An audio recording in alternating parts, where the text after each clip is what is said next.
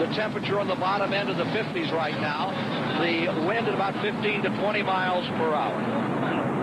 Field rolling out. There you see Bobby Allison pulling out. And now you're with Harry Gant in car number 33, the Skull Bandit, as he looks for win number 1 of the season. Ken, I'm getting goosebumps. That in-car camera is something else. It's actually like I was going around the corner just then in my race car getting ready to start. That is a beautiful shot. They're literally hanging out of the trees to see this race. A sellout crowd at Richmond today. They closed off the infield 2.5 hours before the event. And now, let's take a look at the starting lineup for the 1984 Richmond 400. On the pole, shattering his record from 4 years ago, it's number 11 Chevrolet for two-time winner Darrell Waltrip. Beside him comes the Buick, number 47, Ron Bouchard from Massachusetts. Row 2, it's number 27 Pontiac for Ohio's Tim Richmond, and Ford number 15, Ricky Rudd on the comeback trail. In row 3, St. Louis, Missouri driver in the Pontiac, number 88, Rusty Wallace, and beside him, Chevrolet 44 for Texas, Terry Labonte.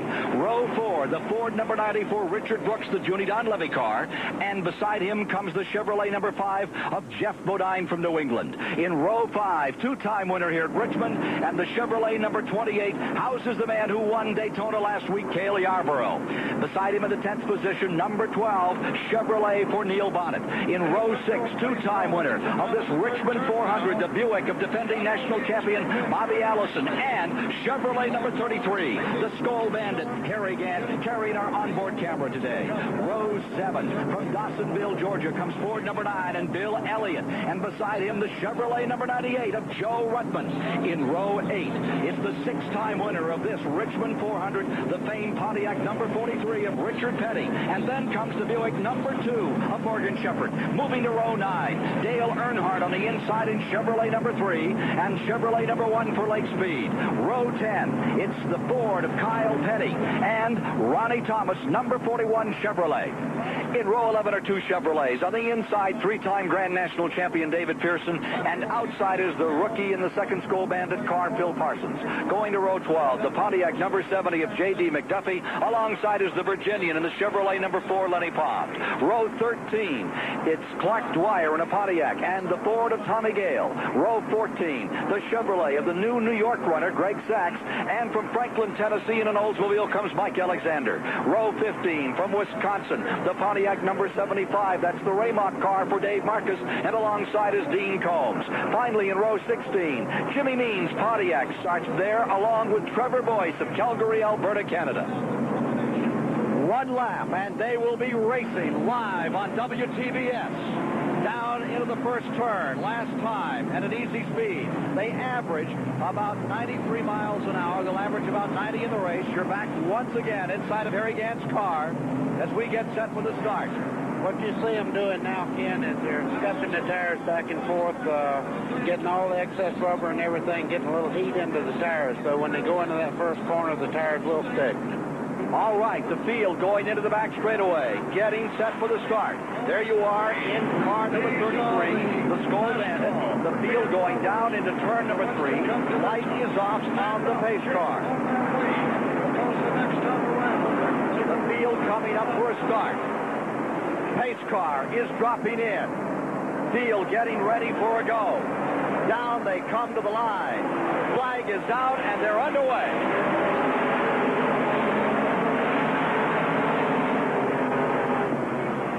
Going into turn number 1. Now you're back with Gant. He closes on car number 9. Out in front, it's number 11.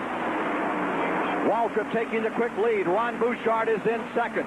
Going in third is car number 9. Weather 27, Tim Richmond third. Ricky Rudd fourth. Rusty Wallace is in fifth. Around they go into turn number 1. Waltrip on the point. Harry Gant getting shuffled out back. Car number 3 making a move on him. Number 11, Waltrip is your early leader. Twice the winner of this event. Ron Bouchard staying in second. Third spot is Tim Richmond. Now you're with Harry Gant. Right in front of him is Mississippi's Lake Speed in car number 1. The Skull car fighting his way through car number 33. Harry Gant, who qualified in the 12th position. Again, coming around turn number 3, he's dropped 2 spots on the start. Leaders are down in turn number 1. The leaders are down in turn number 1 out of 2. It looks to me like Darrell Waltrip is handling great right now. He is just doing it his own way right now, and everybody's just kind of falling in the line. He's opened up about a 10-car length lead now. Rusty Wallace sliding back a spot. Terry Labonte moving up. Terry Labonte moving up a position. Lead car remains number 11. As they come by this time, they will have completed 5 laps of the 400 to be run, and the battle is developing for the 4th position. There's Waltrip out in front.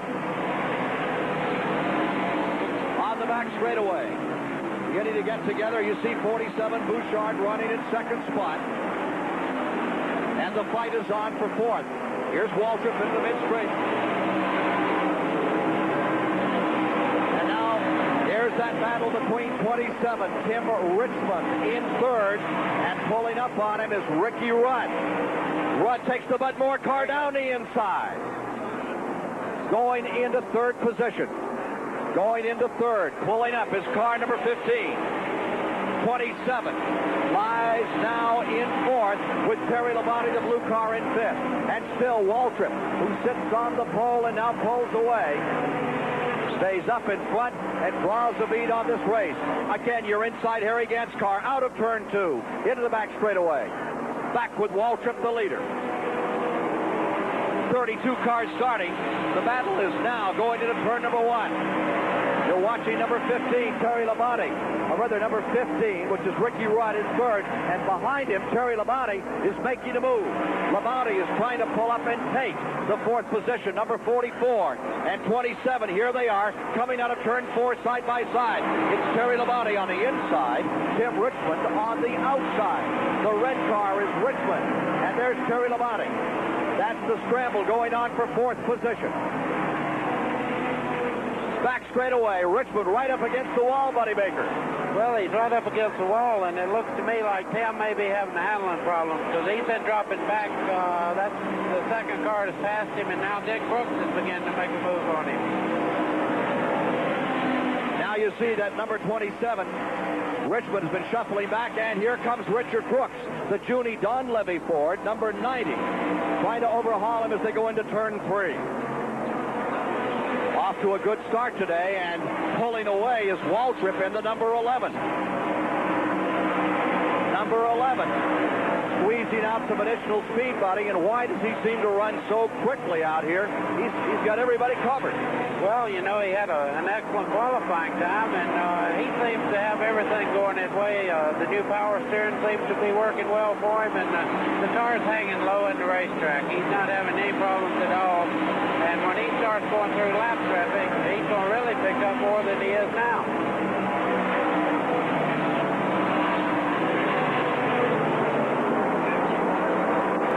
All right, field goes down into the back straightaway another time, with Waltrip continuing to stay out in front. Challenged by number 90, drawing away from the field, and we may have some bad blood developing further back. Car number 3, the Chevrolet of Dale Earnhardt and Richard Petty, just went toe-to-toe all the way through 3 and 4 in commercial, and Earnhardt drove Petty out of the groove and up into the wall. And here they come by. They've already traded some sheet metal. We'll follow that story. They're well back in the field. Earnhardt is running 13th. Petty is 14th as you look at them there, Buddy Baker. Well, I'll tell you one thing. If Earnhardt thinks that he can bump around on Richard Petty for very long, he may have a new page to read in this whole race, because Richard Petty is one of the toughest guys on this racetrack when it comes to moving him around.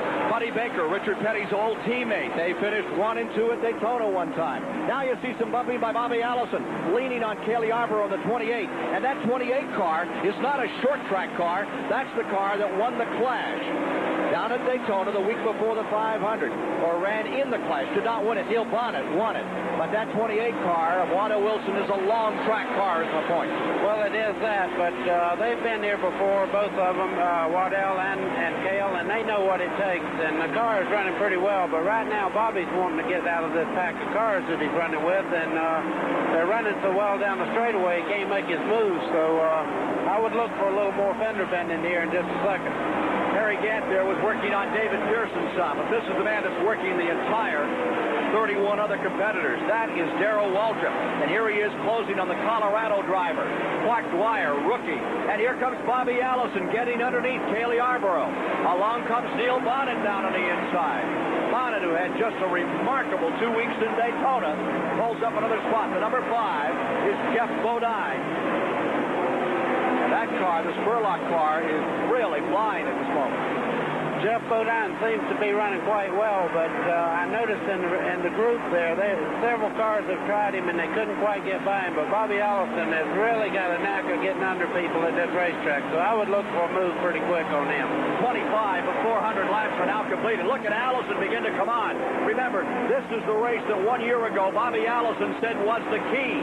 He crashed at Daytona, came here, and won his second Richmond 400 in grand style. And he has the guy that he taught racing to, Neil Bonnet, right on his rear bumper. He works on Jeff Bodine.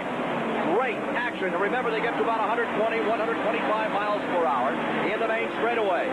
Out of the group just a tad is Rusty Wallace as he tries the outside right in front of number 5, coming up on a lap car. That's, I believe, Jimmy Means down on the inside. Indeed it is. They're in 3. Rusty Wallace just in front of Bodine. Lap car down on the inside. The number 52, the white and red car. There's the green and white number 88. That's the Cliff Stewart machine, which has a new driver this year. Rusty Wallace, who had a terrible crash at Daytona a year ago in a qualifying race, and this is his kind of racetrack. Again, Darrell Waltrip's car is handling so well. If he stays running like he is right now, it's going to be tough for anybody to close in on him, because he is just going over by cars on the outside, by cars on the inside. He's really flying. And there's the man trying to catch him in second place off the point. That was number 47, Ron Bouchard, who qualified second fastest out of Pittsburgh, Massachusetts. It's now a 3 6/10 of a second lead for Darrell Waltrip. The question is, can he stay there? Now there you see that 47 car holding right on, and Ricky Rudd in the 15 is closing ground to the Mudmore car. We have one car on pit road. Looks like number 7, Kyle Petty, may be an early retiree. Petty comes in. Kyle Petty on pit road. There's the 47 car trucking on down into turn number 1. Kyle Petty's taking on left side tires right now, so he may have just cut one down. Rocks are a problem around this racetrack. You kick them out of the infield onto the racing surface. Now there's Kyle Petty's car just at almost the entrance to pit road, and he's coming back out. Meanwhile, you're looking at number 27. That is Cale Yarborough. Cale Yarborough running with the leaders, a little off the pace at this moment, out of the front 15, running in 16th position. Several drivers, and there is Cale getting underneath Earnhardt. That fight continuing. Good battle between those two. Can I say something? Earnhardt just did something you don't hardly ever see on the short track. He's passing cars on the outside. He's found the groove now that he is just motoring by Neil Bonnet right now on the outside, and he's found him a groove that's quicker than the bottom part of the racetrack. Several drivers have brought their Daytona Super Speedway cars here. We asked Jerry Nelson, who set up the winning car here a year ago, if those cars can be competitive. You took a super speedway car to a short track, you're just not going to run with the leader. You'll be back in the pack, 10th, 9th, somewhere in there. So there's small differences, but they mean possible 10 positions on the racetrack. That number 3 car is slowing down. I don't know what's wrong. He was passing cars on the outside. I don't know whether he's cut a tire down or had motor problems. Well, the Chevrolet of Dale Earnhardt. There's number 71, Mike Alexander, trying to come around him. He's still not pitting, but something is amiss on that car with 35 laps complete of 400. Again, he's having motor trouble because he would have made a pit stop had it been a tire. He's having a problem somewhere with the power plant in that automobile. Leader remains Waltrip. Second is Bouchard. Third, Ricky Rudd. Fourth is Terry Labonte. And fifth is Richard Brooks. Now you're back with the Bandit again, and Neil Bonnet is right with him.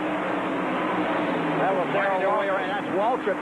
They're already closing the lap out here in car number 33 is about to go a lap down. Just an incredible performance by Darrell Waltrip as he closes and just motors by everyone. Well, that car is going anywhere he wants to go. High, low, he's just taking his spots. He's passing them. Like you say, when you lap Harry Gant the first 100 laps, you've done something. So car number 33 feels the steel of Darrell Waltrip working his way through this field, lapping everyone out here. Let's go to the SCP Pit Communications Center. Here's Dave Despain. Well, of course, Darrell Waltrip and the rest of these drivers have real extra incentive to run up front here and in every race on the NASCAR circuit. That incentive comes from the 7-Eleven Mileage Leader Program. At the end of the year, the driver who leads the most miles in Winston Cup competition will pick up a $20,000 bonus. They ran 500 miles last week at Daytona Beach, Florida. Cale Yarborough took the lead in the Mileage Leader competition from 7-Eleven. He led a whopping 222.5 miles down at Daytona. Waltrip, Petty, Earnhardt all got in at 2. We started at 0 here today at Richmond. Darrell Waltrip has led the first 18 miles officially. He's led every lap of this race. It's 18 miles so far. There's a $3,000 bonus here for the guy who leads the most miles at Richmond. Ken? All right, the field motoring down into the turn, and we have number 3 now on pit road. Number 3, Dale Earnhardt, is on pit road, and they're looking beneath the car right side, buddy. Well, you can't really tell what they're doing. They looked under the car like something might be loose, but all they did was put fuel in it, so we'll have to wait and see what's developing here. The 88 and the 98 continue their own war as they fight for 7th position out here. Here is number 3, Earnhardt, back on the track in that Chevrolet another time. And Waltrip just flying through traffic. Let's get a report from Benny Parsons on pit road. Ken, we have checked with Tim Drew, the crew chief on Tim Richmond's car, and they said that they tried a new tire stagger today before the race started. Evidently, it's not working because Tim Richmond is dropping back. On the Dale Earnhardt car, the car number 3, he was black flagged because his window nets came down. Thank you very much. That's a report from Benny Parsons down on pit road as the field continues to unlimber around this half-mile track. We're early in the going. If you're just joining us live on WTBS today, they have now completed 43 laps, and there's the leader about to lap Dean Combs is Darrell Waltrip, who in the early going is just showing incredible muster. Super Cruiser, this number 11. Bouchard is second. Rudd is third. Terry Labonte maintaining fourth. And Richard Brooks is in fifth. Going sixth right now is Tim Richmond. In the 7th spot is Joe Ruttman. 8th is Bobby Allison. 9th is Neil Bonnet. And 10th is Richard Petty. So the question is, can car number 11, Darrell Waltrip, continue this incredible pace? More from Richmond, Virginia, live. You're inside the Skoal Bandit car as we resume here at Richmond, Virginia. Harry Gant running in 18th position at the present time, closing up on that number 97 of Dean Combs as he goes down into turn number 3. We asked Harry Gant earlier if you have to get rough at a track like Richmond. The cars are so close, it's one groove, you know, and everybody's running in the corner, so you're going to expect it on the track. I think all the drivers do, and there's really nothing ever said about if you do get into a driver and, you know, wreck a car or something up there. But it's a track. All these short tracks are real hard tracks, and you got to trade a lot of sheet metal. Well, right now, out in front, it's car number 11, about to put a lap on Cale Yarborough, if you can imagine that. That's pretty hard to understand, but like you said, that is a super speedway car, and that number 11 car of Junior Johnson's is the finest built short track cars around. There he is. That's what they call a long track car. What's the difference between a long track and a short track car, buddy? Well, the offsets, left side weight, front to rear weight is the most important part, is getting the weight on the rear tires where it'll come off the corner. This car's Cale's is probably 150 pounds heavier on the nose than the car that Darrell's running. Darrell Waltrip off to a marvelous start. Let's get a report from Jerry Garrett. Dale Earnhardt Sr. was first shoulder in the group shooting. What was wrong with Dale's car? One of our rear ends was going down. Caught on fire there, Dale.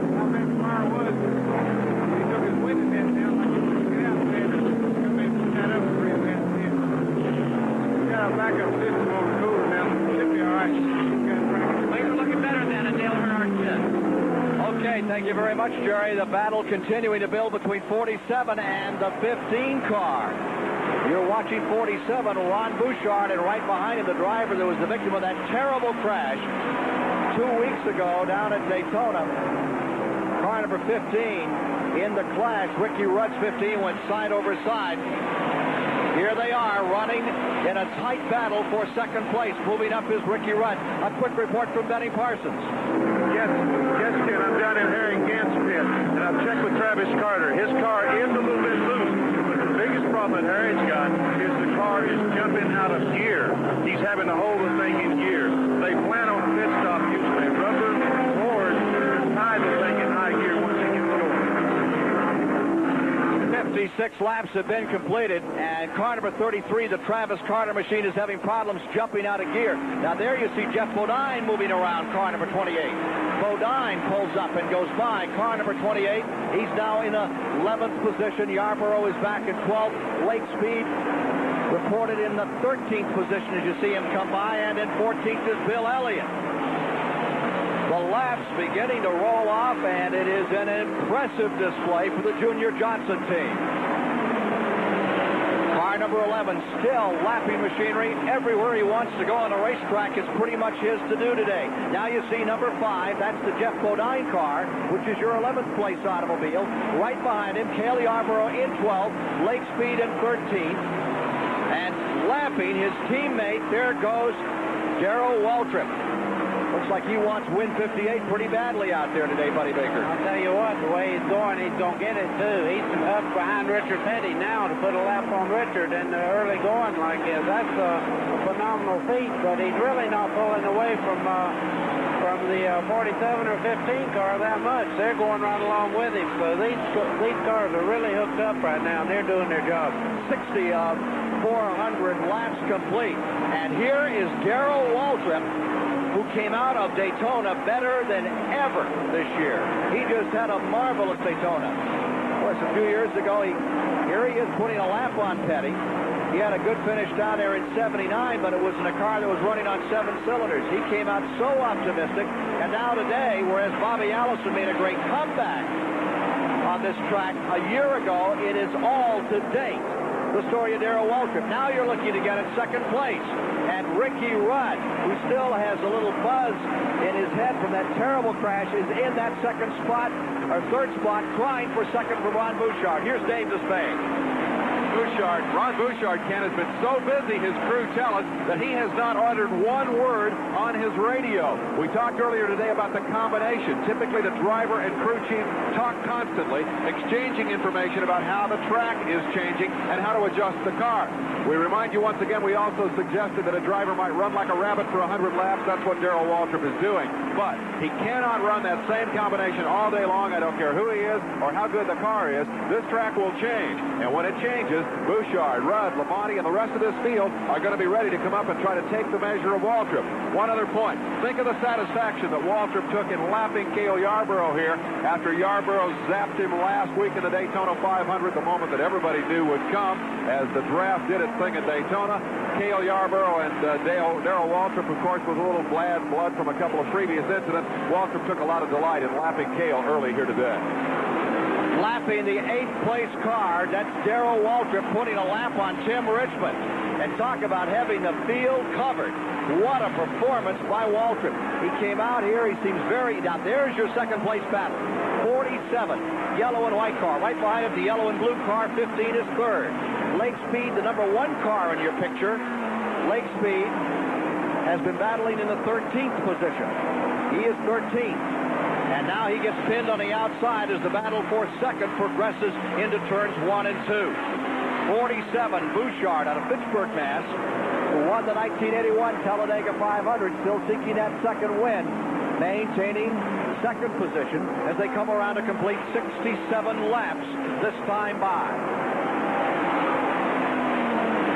Some 333 laps to go, so it's still way early for the kind of pace this car number 11.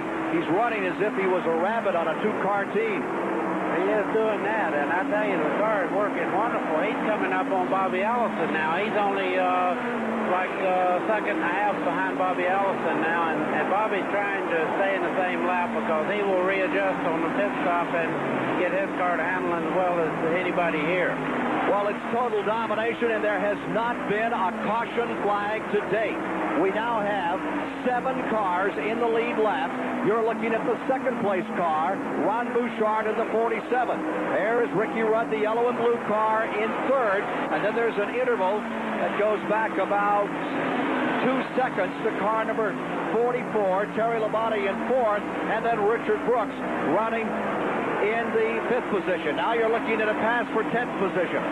Cale Yarborough, the 28 car, and car number 5.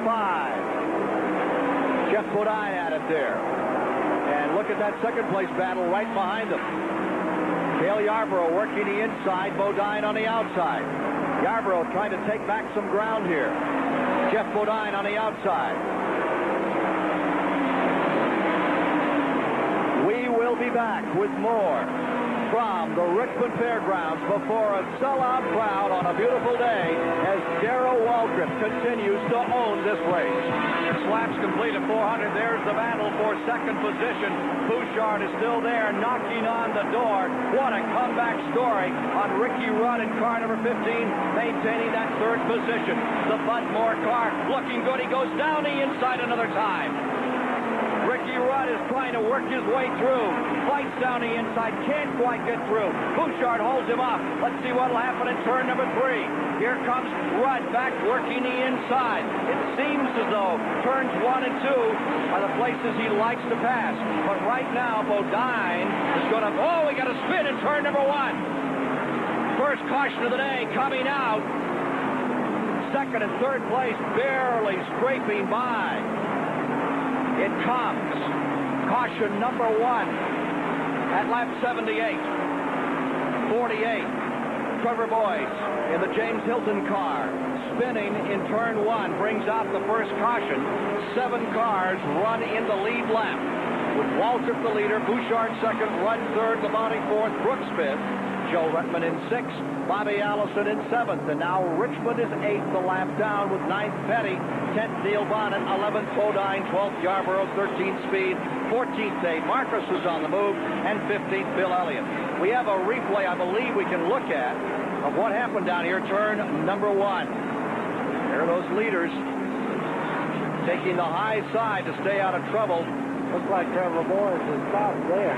Trevor Boyce coming to a halt on the bottom of the racetrack as he had trouble getting into turn number 1. Here he is coming around, back under power. Leaders are on pit road. There's number 11 and number 28. The leader is, of course, number 11, Darrell Waltrip. And getting blocked in there a bit. Very tight on that pit road. Tire change. Left side's coming on. Get a Kyle Petty's car. Trying to get back into this one. And they're changing the wedge on car number 7. Now you're back with Harry Gann as they stay under caution. Presumably he'll come in right now. He's coming in pit road right now. Transmission that keeps jumping out on him. Leader number 11 with total domination thus far. Bobby Allison won it last year, twice the winner here at Richmond. He comes out.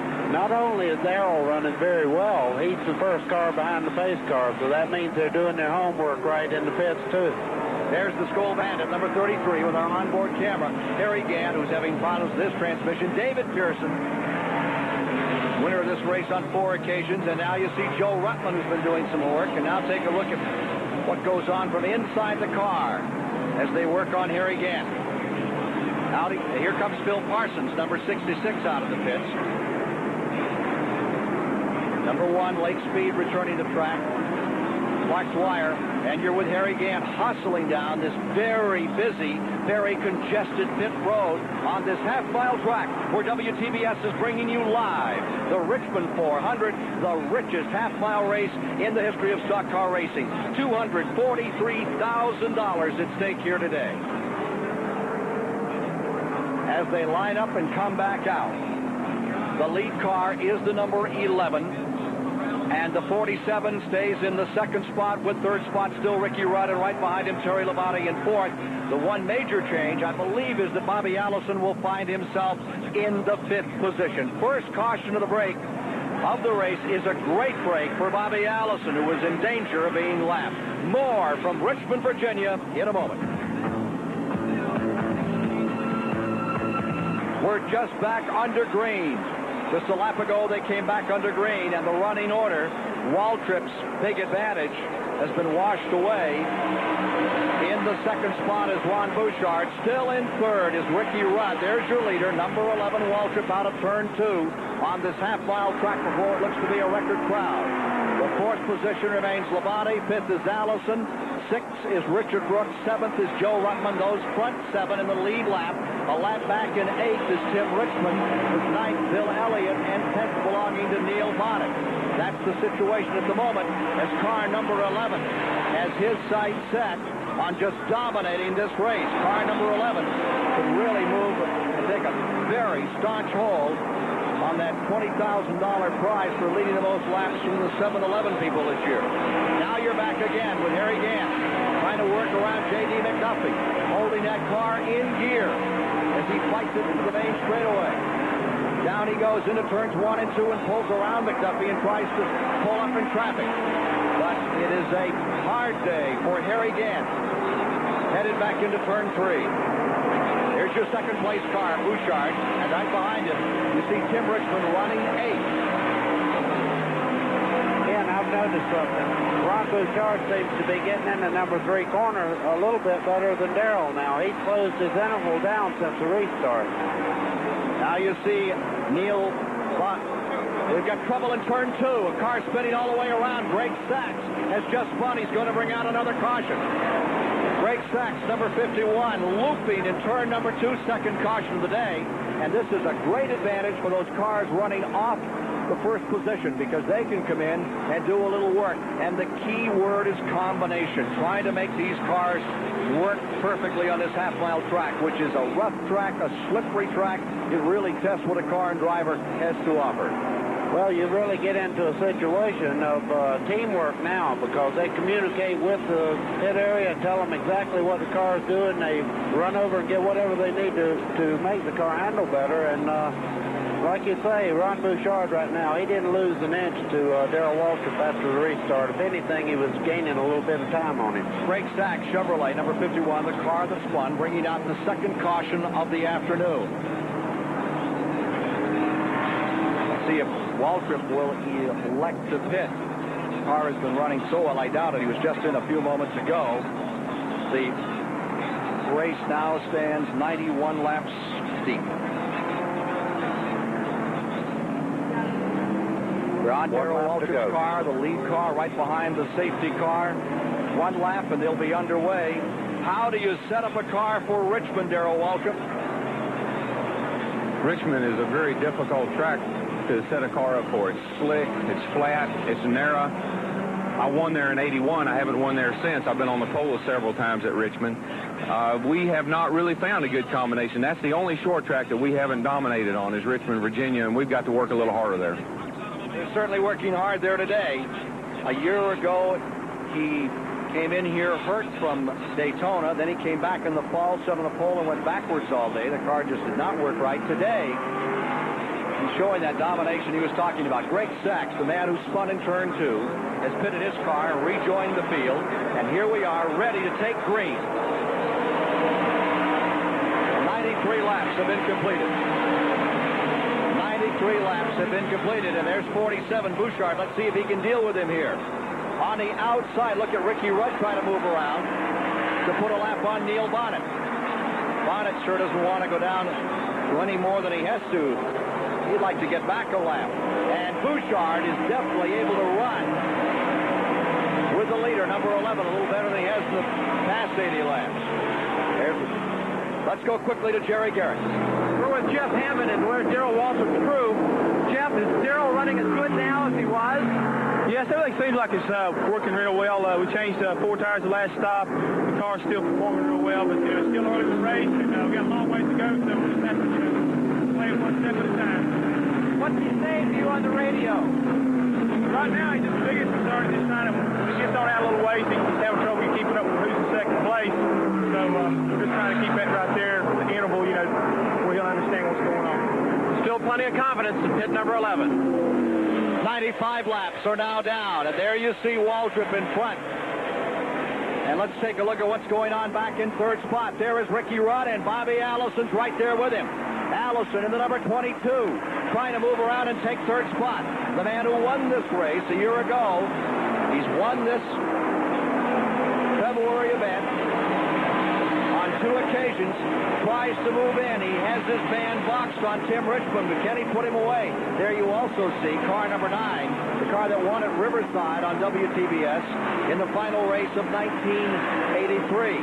That's Bill Elliott's car. And this year again, WTBS will bring you live coverage of the 2 decision makers. The race at Atlanta and the race at Riverside, California at the end of '84. I see something happening here. Here comes Neil Bonnet now after he made his adjustments. He's going by Ronnie Bouchard right now, and he's going to try to unlap himself. Meanwhile, battle for third spot. There you see it, Allison and Rudd wheel to wheel. It is Ricky Rudd and the Bunmore Ford on the inside and up the outside. Car number 22, Bobby Allison getting a bite. Rim riding his way into the back straightaway. Bobby Allison, defending national champion, has picked up a spot. And Allison finds himself in third. Ricky Rudd is drop kicked back to fourth. Tim Richmond stays right there. Remember, he's in 8th position, a lap down. Now let's see what Allison will do with him as he tries to go after Ron Bouchard in second place. Here's Bobby Allison trying to move around. Tim Richmond going down the back straightaway, tries him on the inside. It looks like he has him. So Bobby Allison in the car number 22, which qualified in the 11th position for this race. Back inside the Skull Bandit, hanging on to Richard Petty. He's currently running 16th. Richard Petty in 15th. And there you see car number 44. Now that's Terry Labonte running 5th. Right behind him in 6th is Richard Brooks and then Joe Ruttman.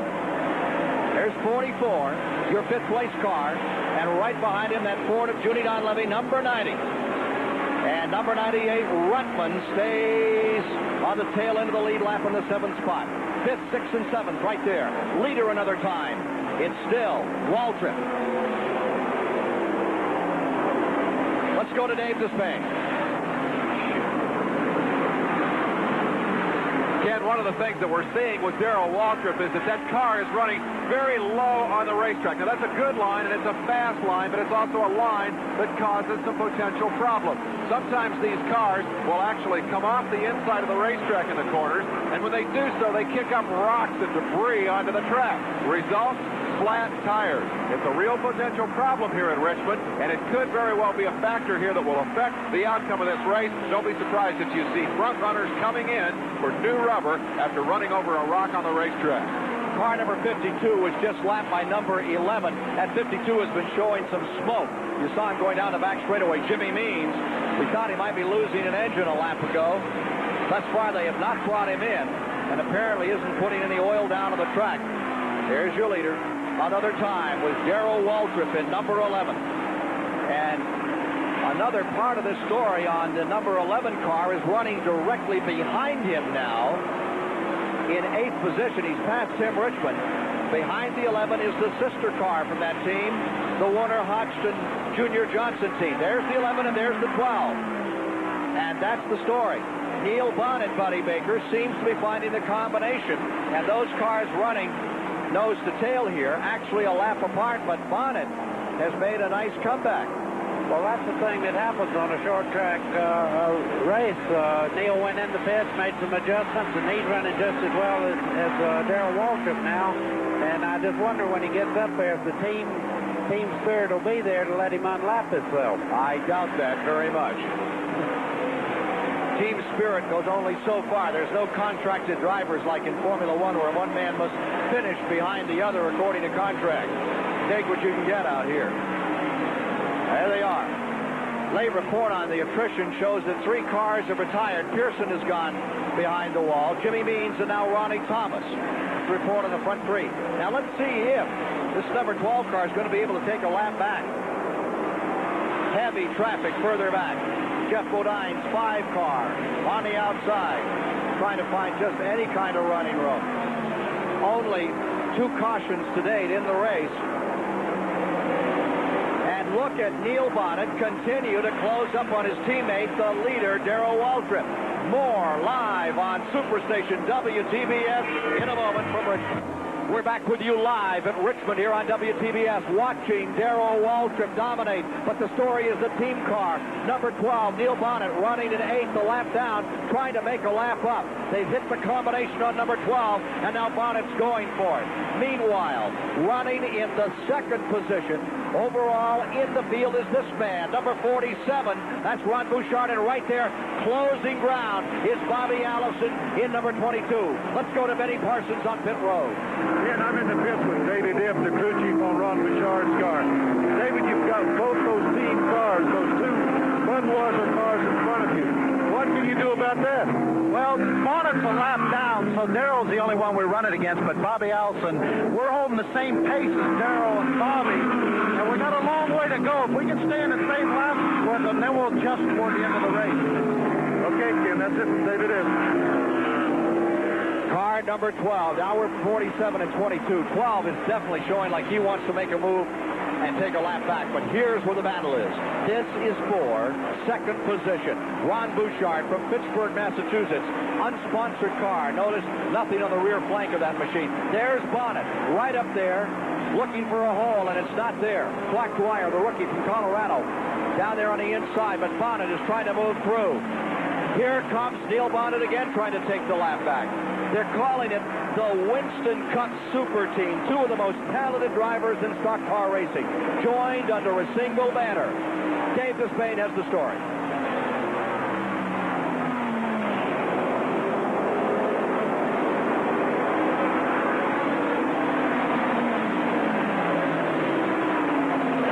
We'll get back to that in just a moment. We're watching car number 12 still trying to take it back. Still Bonnet trying to work up through. He has 8th position. Can he take back the lead right now from Waltrip? Overhaul him and get back in the lead lap. All important if Neil Bonnet can pull it off here. Meanwhile, battle is still strong. Further back in 2nd position, but Bouchard is there, as you see going down at turn number 1. Bobby Allison trying him a little. Well, Ken, he got all the way up beside Bouchard then and had to pull back in because of slower traffic. But Bobby's on the move now. It's same old Richmond every time. Darrell and Bobby and those guys, they just come on stronger as they go. Ricky Rudd in 4th. Now you see Bonnet with a clear shot. He's going to try the outside out of 2. Joe Ruttman has pulled up into 5th. 6th spot, Terry Labonte. 7th, Brooks. And look at these team cars come into the main straightaway. Bonnet trying with everything he's got to make that lap up. He's up on the outside. He has a clear track. It's Waltrip on the inside. Neil Bonnet inching his way along, working the outside of turn 2. Here he comes. And Neil Bonnet is going to go back into the lead lap. So that moves the Neil Bonnet car into the lead lap, running in 8th. Caution could come out here. He could circulate around the track and be right up behind them. I must tell you this. When he come off the number 2 corner, I saw Darrell wave him by on the outside. So, all team spirit is not dead. Well, a moment ago we were talking about this super team. Let's try to get it. Look at this pass.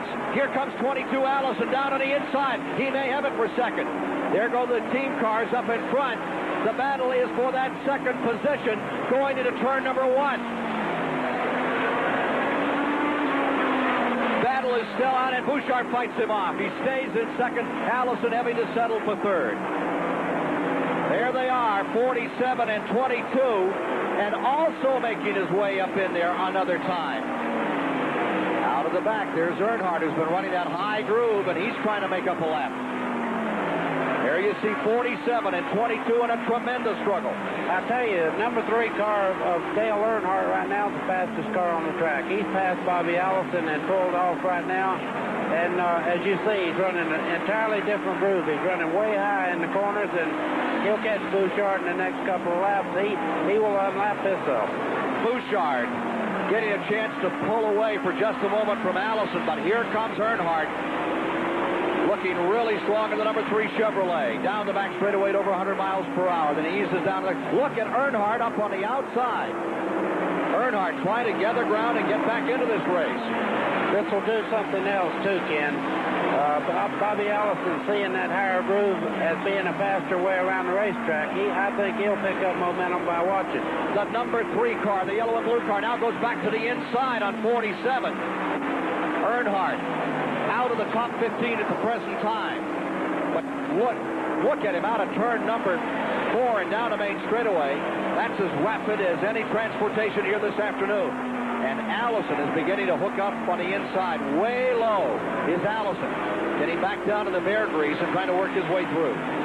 Well, right now, all Earnhardt has to remember is not to forget that high groove. When he goes low, he runs like everybody else. But when he moves to the high side of the racetrack, he begins to pick up ground on everybody. There you see the super team again. 2 of the most talented drivers in stock car racing are there, joined under a single banner. And here's Dave Despain with that story. Junior Johnson is a stock car racing legend. He's won a lot of Grand National races as a driver. Now he's the sport's most successful car owner. But this year, Junior sold half his race team to California millionaire Warner Hodgson, who brought along Neil Bonnet as the team's second driver. Darrell Waltrip, who's won 2 championships for Junior, was opposed to a 2-car team. Everybody has the misconception that we're a 2-car team. We're not. We're 2 individual racing teams, 2 separate cars, 2 separate shops, totally separate crews, sponsored by the same company. But the fact remains that Junior Johnson's racing savvy is now being shared by 2 drivers. Junior is a motivator, and he'll still be around if we have a problem, but he'll be more like a doctor now. He'll float back and forth. Whoever's sick and having a problem, that's where he'll be. Neil Bonnet won Daytona's Busch Clash, his first ride in a Junior Johnson car, and he's happy. The cars are excellent race cars. I've got very good people working on the car. I've got the very best racing equipment, and I was the very first one to say, if I don't win races, it's my fault. They're giving me winning equipment, and I can sit in that car and feel how good it is, and it makes me very optimistic for the season. Waltrip and Bonnet, a potent 1-2 punch, ran 3rd and 4th respectively, mere car lengths behind the winner in the Daytona 500. Waltrip thinks that's just the beginning for NASCAR's new super team. You know, Budweiser spent a lot of money to have 2 race cars in the race. That's a big plus for us. One of us is bound that we could win every race if things went well for us. Well, they certainly are showing some real authority out here thus far. There's Neil Bonnet, who's back in the lead lap. Let's go to Benny Parsons. In the pits with Jeff having the crew chief on Darrell Waltrip's car. Jeff, just a moment ago, Darrell let Neil go by, or did he let him go by, or did Neil drive by? Well, Eddie, when it gets down to a situation like this, even though that we're team cars, they're out there racing each other pretty hard. And right now, I believe that Neil's got a real good set of tires on. He got down a lap early to us, and I think he's driving awful hard, to get back in the lead. That's what he's already done. And I believe we got a set of tires not quite as quick as we had a while ago. And I believe when Darrell realized that he was off just a little bit, I just think he, decided not to contest Neil, a great deal, and let him go on. So we're going to make a few adjustments to try to get Neil back down that lap, because on the racetrack, he's another competitor, and we've got to do our best to outrun him. Okay, thank you very much. Now to Jerry Garrett on another pit road story. Very early in this race, one of the big names in this race, David Pearson, dropped out. And David, what happened to you? Well, it was the rear end. We thought that we had everything under control yesterday afternoon. We run real good. And this morning we decided to change gears, and we put one in. I put a brand new gear in. It never had been broke in. And I guess that's the reason it burned it up. Well, a very short trip back here after 12 years for David Pearson. David Pearson, 3-time Grand National champion, out of it today. There's number 12, Bonnet, trying to go around, I believe, Mike Alexander down there as they whittle away at turn 2. Now you're looking at a battle for 10th position. In the 10th position, Bill Elliott in that car number 9, and right behind him is Tim Richmond in 11th in car number 27. They're putting a lap on the Buick number 2. Morgan Shepherd driving that car that Tom Sneva drove at Daytona a week ago. Or the same team as the year. And look at this. Morgan's out there just a bit, and as he gets a little high, closing ground is Tim Richmond. Richmond closing up, trying to take 10th position away from the Bill Elliott car. Here's number 11, Waltrip, still dominating, still in front. But the man everybody is talking about at the moment is his teammate, Neil Bonnet, running in 8th. By the Stroh Brewery Company, family brewed quality for over 200 years. Brewers of Stroh's, Old Milwaukee, and other fine beers. Here at Richmond Fairgrounds, live on WTBS today, car number 22, Bobby Allison, running in 4th position. There with him, you see the Ricky Rudd car. They have just swapped positions. Allison has picked up 3rd while we were away, and car number 15, Ricky Rudd, is back in 4th. Allison still looking very stout. The lap difference right now, we have covered 150 of the 400 laps. Buddy Baker. Yes, I noticed that Darrell's dropping off the pace a little bit, and Bouchard's now moving up on him. He's closed about almost a full second on him, and he's in the about 8 car lengths back now and really coming on. Well, let's give our viewers an interval if we can here and show. There's the 47 car, Bouchard right behind him, and there you see the 11 car, as Buddy was pointing out. That interval stood at almost a straightaway at one time. That's gone away, and the question now is there something amiss on that number 11 Warner Hodgson Jr. Johnson car up in front that had entirely dominated the first part of this race? Bouchard at a slightly higher line. It seems to be closing. I've noticed in the 3rd and 4th corner that Bouchard's taking a higher line around the racetrack, and Darrell's trying to run the low groove. It may be getting a little slicker down there, and Bouchard's using the upper part of the track that's a little bit tighter now. Remember, we have 8 cars running the lead lap, with Allison 3rd, Rudd 4th, Ruttman 5th, Labonte 6th, Brooks in 7th, and Neil Bonnet rounding out that octet up in front. Then comes Dale Earnhardt in 9th, Bill Elliott in 10th, Tim Richmond is 11th, Blake Speed is 12th, Bodine 13th, Morgan Shepherd 14th, Dave Marcus 15th. We've got a race developing, Ken. The 47 car now is closing in on the lead car, and Bobby Allison's closing in on the 47 car, and Ricky Rudd is right there with Bobby Allison. So we're going to have a shootout here pretty quick. Front 4 cars all gathering up here in our live coverage from Richmond. Let's go to Benny Parsons. Ken, I have just talked to Bud Moore, the crew chief on Ricky Rudd's Wrangler Ford, and asked him about Ricky's condition, how he was making it. Bud assured me that Ricky is fine. The problem, he said the car right now, the chassis is not exactly right, that they're waiting for another stop so they can change the tire stagger. As we've talked about before, probably the most critical thing here at Richmond, the size of the tires. An issue before this one is over today. It always is an issue on this track, not the tires themselves, but this particular surface really beats them up. Well, it does that, Ken. First thing you got is stagger is you get one set that is a 1/4 of an inch difference in the height from the right rear to left rear tire, and you got a situation where a car that was pushing all of a sudden is loose in the corner. So tire stagger is very important. You heard Darrell Waltrip's crewman say a while ago they didn't feel that they had a good set of tires on right now. And from what's happening right now, it looks like he was right. They're closing in on him. Let's go to Dave Despay. Well said, Buddy Baker. Remember, that's the combination. You've got to have the right set of tires. You can have it early in the race. Darrell Waltrip did, ran away with the leaderboard. Now he's lost it. The rest of the field are catching up with him. We turn momentarily to the subject of attrition.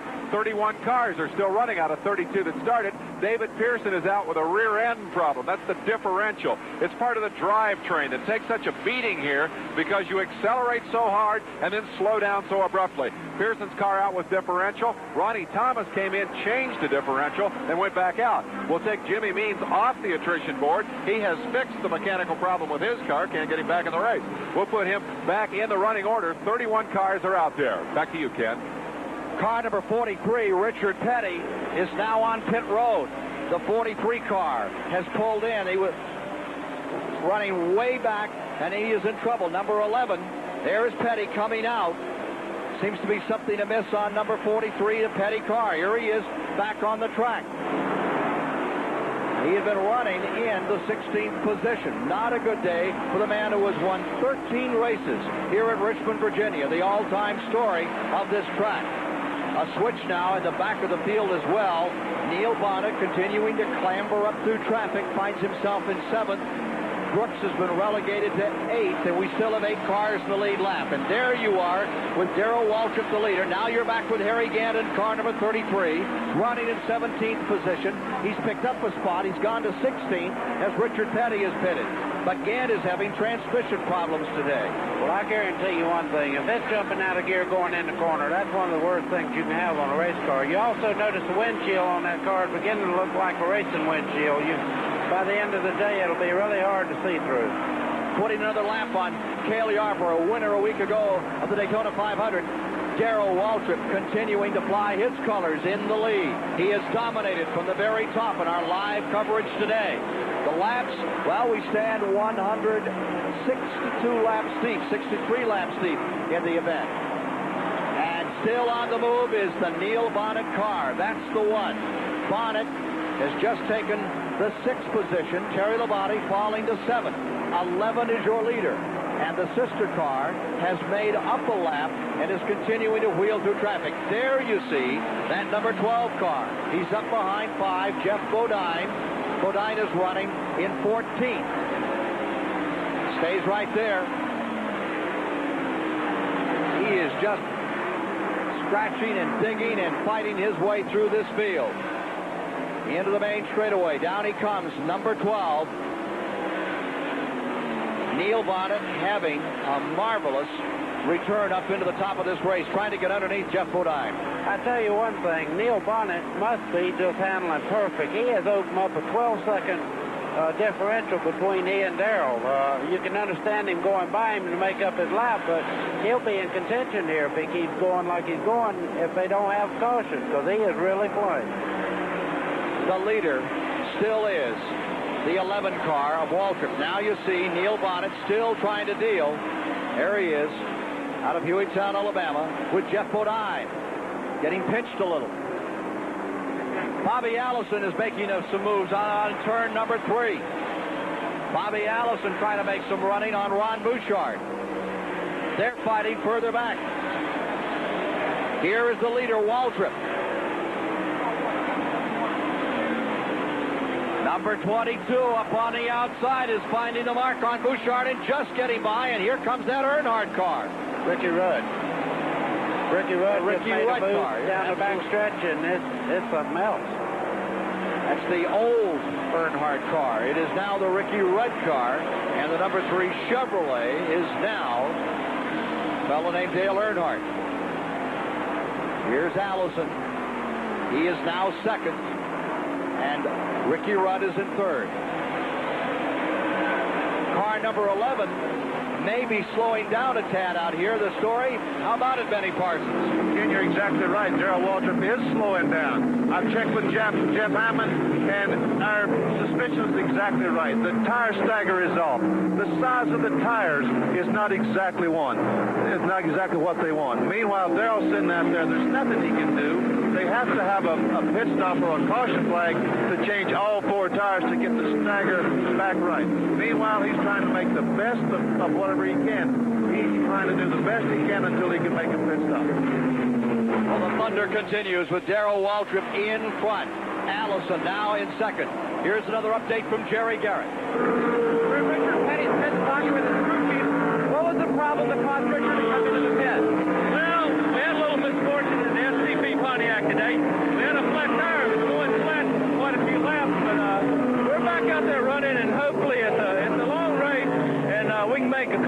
back and have a good finish. He's done it before. Maybe do it again. There's Richard Petty's number 43 running up against the Raymont car, number 75, for which he almost drove, and now Dave Marcus is in it.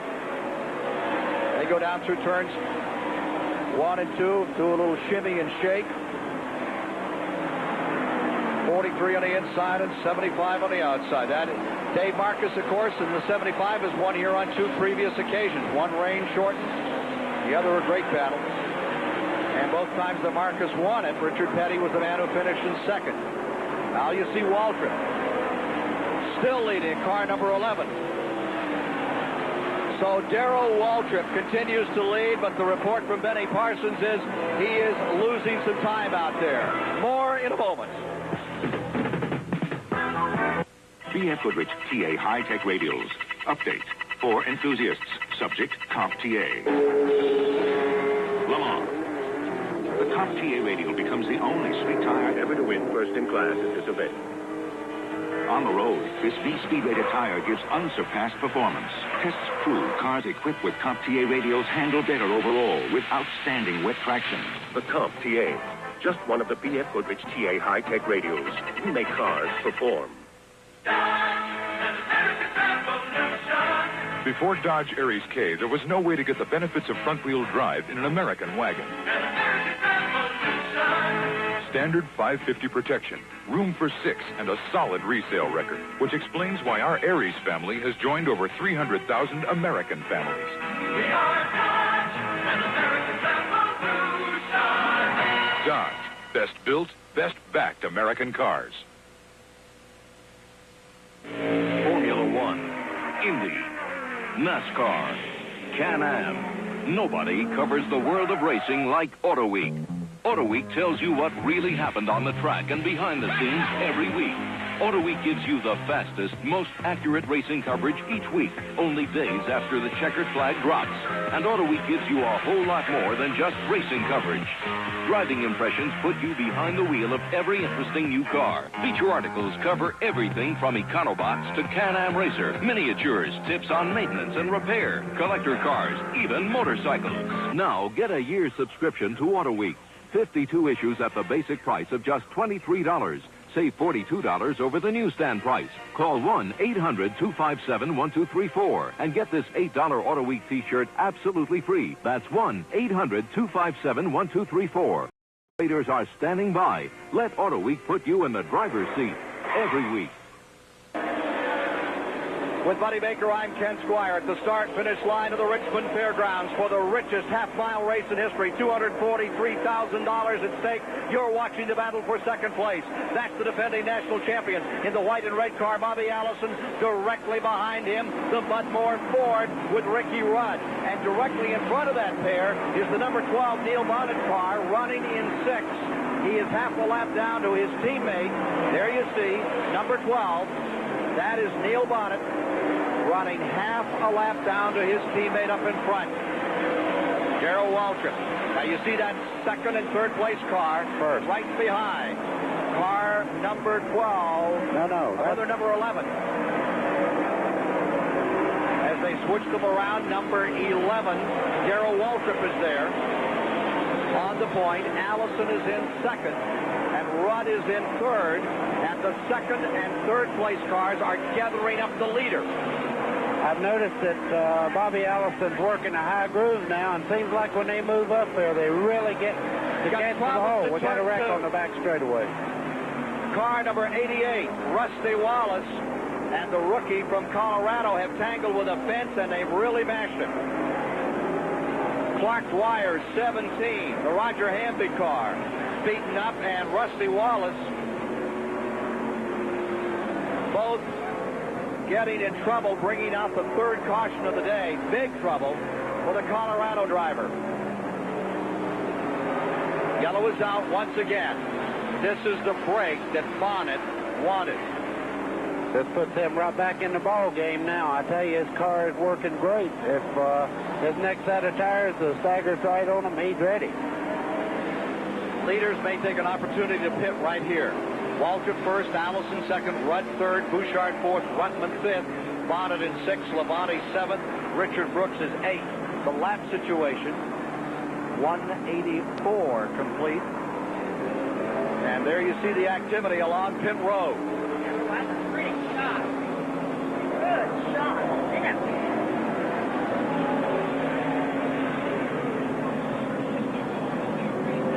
Richard Petty's crew, they just had him in. And they await him another time. He went by. He's still trying to gather back some time here, hoping that the way the laps fall with some cars on pit road might let him pick up one. Richard is shown as 17th overall. Now the first car out is one of those team cars, Darrell Waltrip. Again there. And there goes the number 3 car, which is the Chevrolet driven by Dale Earnhardt. He had a bad start, but he's made a great recovery and had one of his finest Daytona 500s last year when he finished second. There's Allison out of the number 22. There'll be a scramble among those front 8 cars running the lead lap and at a terrific clip. Third caution of the day starts at lap 184. Interesting to see where Neil Bonnet falls in all of this. He won his first race here in 1977, driving for Jim Stacy in a Dodge.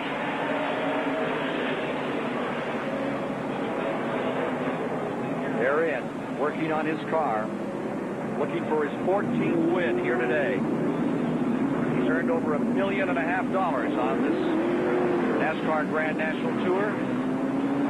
Finished third here a year ago.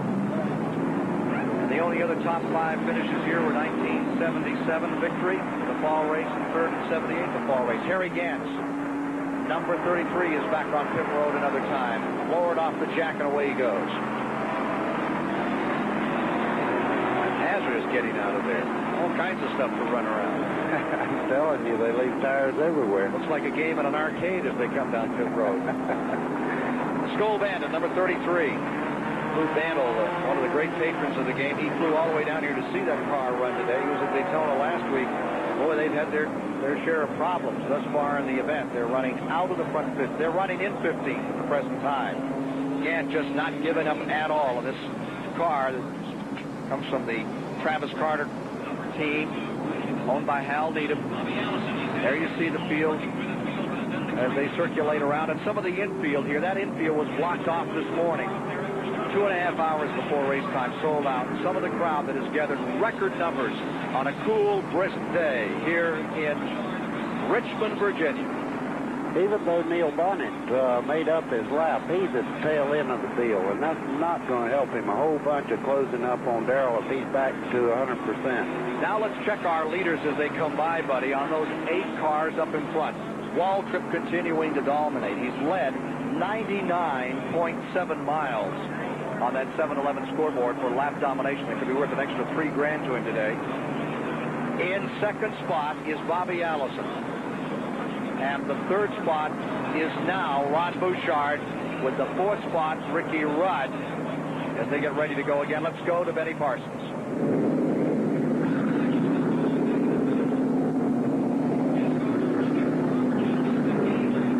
Yes, I'm down in the 5th with Junior Johnson, the crew chief on Neil Bonnet's number 12 Budweiser Chevrolet. Junior, the last run on the green, you had the fastest car on the racetrack by far. Can you keep it there all afternoon? Well, I think we're going to be in a little bit better shape, Benny, when they drop the green flag again, because we were a little bit loose, and now we've got a little bite in the car, and I think we ought to be able to come back to the front. I noticed that the pit stop that you had was not a good pit stop. It looked like you had some kind of problem. What was it, Junior? Well, the jack would not pick the load up. The cylinder leaked down in it, and he just had to keep jacking it up, and it'd go right back down. So I came back after another jack, but they finally got it up and got the tires changed. So, you know, sometimes you have a little problem. That's one of the reasons that Neil Bonnet is in the back of the field. But tell you one thing, it's going to be exciting to watch him go up through the field. Back to you, Ken. 188 laps have been completed. Again from Gant's car, 15th position. Getting ready for a restart. The one thing that Neil Bonnet has going for him, they will have the double restart. All lap cars will go to the inside, and the outside cars will be in the lead lap. So Neil will be able to pull up a little closer to the front of the field. We'll be back with more of the action live from the Richmond Fairgrounds today in the Richmond 400. after these messages. In here at the Richmond Fairgrounds as Waltrip leads. Bobby Allison is in second. Ron Bouchard is in third. Going fourth, Ricky Rudd. Fifth, Joe Rutland. Sixth, number 90, Richard Brooks. Seventh is Labonte. Eighth is Bonnet, all in the lead lap. A lap down in ninth is Dale Earnhardt, who's in a scramble trying to make some time up. There you see as they come around number 11, Waltrip out in front. And back there in second is Bobby Allison, about 15 car lengths back. A good jump off the start. We are now at lap 193. There you see the speed at over 100 miles an hour as they thunder down out of turn number 2. Here's number 3, still trying to get some time back, get a lap back, pulling up on the inside. Allison is clear of Dale Earnhardt in number 3. The number 3 car is your 9th place car overall. There's Allison running in second spot. On the back straightaway, Bouchard is slowing down. Ron Bouchard going up toward turn 3, dramatically off the pace in number 47. Bobby Allison stays second. Going to third in the switch around should be car number 98. Indeed, Rutland is the car on the move. Joe Rutland continuing to climb up through. And for Ron Bouchard, there he is running very slowly down to the bottom of turn number 1. Bouchard, who's making a good run for it all day, started outside of the front row. Looks like he's headed for pit road. That's a real shame. Ronnie was running a good race, and all of a sudden he come off. He's got a flat right front, it looks like. Yeah, that's what it is. He's got a right front he's cut down. That's a real shame. He was right up in second place all the way. So, the tire problems alluded to by Dave Despain at the SCP Pit Control Center earlier, and Benny Parsons catch up with the man who's been running a good stout second and third all day, Ron Bouchard from Pittsburgh, Mass. Allison now second, and Joe Rutland from Upland, California, working his way up into third spot. Here's Bouchard out of the pits and back underway.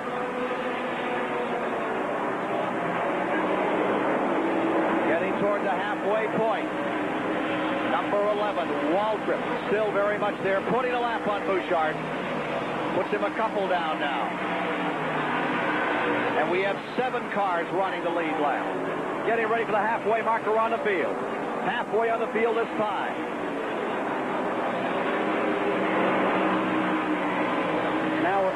Now we got Bouchard moving up on Darrell. That happens when you have fresh tires. He'll run like that for a couple of laps, but Darrell is really flying again like he was in the first part of the race. Well, they keep working through all those infinites and suspension and those springs and those shocks, trying to make those cars work right. And Waltrip has had the handle all day. Fresh tires on Bouchard, and he's trying to get a lap back right here, and he just might do it. Down they go into turn 3, and Bouchard slings by on the outside. He is not running in the top 10 nor in the top 15 at the present time. Number 98 is closing a bit. Closing up is the 98 car on the number 22 of Allison. There you see the leader, number 11. That's Waltrip in front, where he has been from the beginning after he set on the pole with a new record at 93 miles an hour. Live coverage on WTBS of this $243,000 400 lap and a half mile, just a little over a half mile around this track. Battle taking place in race number 2 on the $10 million series. There's second and third. Bobby Allison is there in the second spot. 98, the white and yellow car, is Joe Rutland in that third position, lurking, and right behind him is Ricky Rudd. Now you're watching out of the back of Harry Gant's car as he tries to deal with Dave Marcus. Looks like he could reach out and touch someone from right there. Marcus a little crinkled in the front, and he goes by on the outside. Dave Marcus moving up in car number 75, moving into 14th. Harry Gant falling to 15th there. There's second, third, and fourth. Allison, the white and red number 22. Right behind him, Joe Rutland, and then the yellow and blue car. That's the Bud Moore Ford. Ricky Rudd hangs on in 5th position. Let's go to Dave Despain. We finally have a new leader, a second leader to put up on our 7-Eleven mileage leaderboard. Neil Bonnet under yellow did lead 1 lap, 1/2 mile. So he'll be credited with that distance here today in the race for $3,000 extra to the man who leads the most miles in this race. But clearly that man right now is Darrell Waltrip. He has led all but 1 lap of this race. And at the midway point, just over 100 miles, he had recorded that much mileage. And that moved him up into a solid second in the overall year-long race for $20,000. Cale Yarborough led going into today's race with 222.5 after his miles led at Daytona last week for that $20,000 prize. Number 11, Waltrip, just having a marvelous start to 1984. A sensational race last week. We watched them down the main straightaway. And now he comes back and runs Richmond as well. The battle for second place gets a little stronger. Battle for second really developing now. As 22, Bobby Allison stays there. Back in third, it's Ruttman who nearly had himself gobbled up by that number 15. Working the inside, Ricky Rudd out of Chesapeake, Virginia, playing before a hometown crowd, is going after California's Joe Ruttman in turn number 1. On the bottom of the racetrack, the Ford trying to swing through. Just doesn't have enough coming off it, buddy. Well, it's going through the corner low, and when you come off the corner, you can't just sweep out toward the fence and keep the power on, so Joe's getting a better line off the corner. Now there's the 44 car. And that, of course, is the Terry Labonte car, and right in front of it, number 90, Richard Brooks running 5th. Brooks in 5th. The 90 car and the 44 car is in 6th. There they are in the back straightaway. Should be right behind them. There it is. The 12 car is trying to pick up a spot. Here comes Neil Bonnet on the outside as he tries to move around Terry Labonte. Neil Bonnet has put on some kind of show. He's made up a lap, and now you are looking for the struggle that's going on for the 6th position. Terry Labonte using up a lot of racetrack out of 2 as he tries to contain Neil Bonnet. Here comes Bonnet back another time. Bonnet really trying to work the outside. He's there. Can he get through? There's number 90. Richard Brooks in 5th, and right behind him comes that pair. Bonnet just doesn't have room going down the back straightaway. Now he's there. Bonnet is up on the outside. Jimmy Means a lap car in front. Terry Labonte holds on to him, and Neil Bonnet from the back as you see them coming down the main straightaway. Finds himself up another spot. Number 12, Neil Bonnet now in 6th. Richard got a spinner in turn number 1. Richard Petty looping number 43 to the bottom of the racetrack. Again, I saw a bunch of them bumping around, and there's on the short tracks, it's unavoidable sometimes, but they were smacking each other pretty hard back there, and I guess Richard got caught in the front end there. Petty quickly maneuvering around the track, and in the pits, we have the leader. Number 11, Waltrip, is coming in, as is Allison, as is Parsons, as is Ricky Rudd. Leaders all taking this opportunity. Neil Bonnet is in, and Richard Brooks also coming. You see Cale Yarborough there, number 28, winner of the Daytona 500 just a week ago. There's number 11. This guy on the back end of this car was putting weight in the car, so they still don't have Darrell quite right, if you can believe that. They're still making adjustments on each pit stop. Wasting no time. Waltrip coming right out quickly. It has been Waltrip Day in Richmond, Virginia, and when the thousands here were introduced to the drivers, he got a big hoot from this crowd. Seems to accept it a lot better than he did a year ago. Well, when you run like Darrell Waltrip does, a few boos don't hurt. We'll be back with more live action of the Richmond 400 on WTBS after these messages. Today you need an oil this good. You need Quaker State.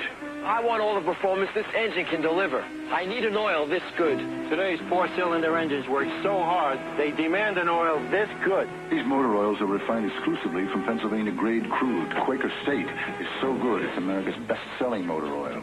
That engine's my bread and butter. I need an oil this good. Old cars, new cars.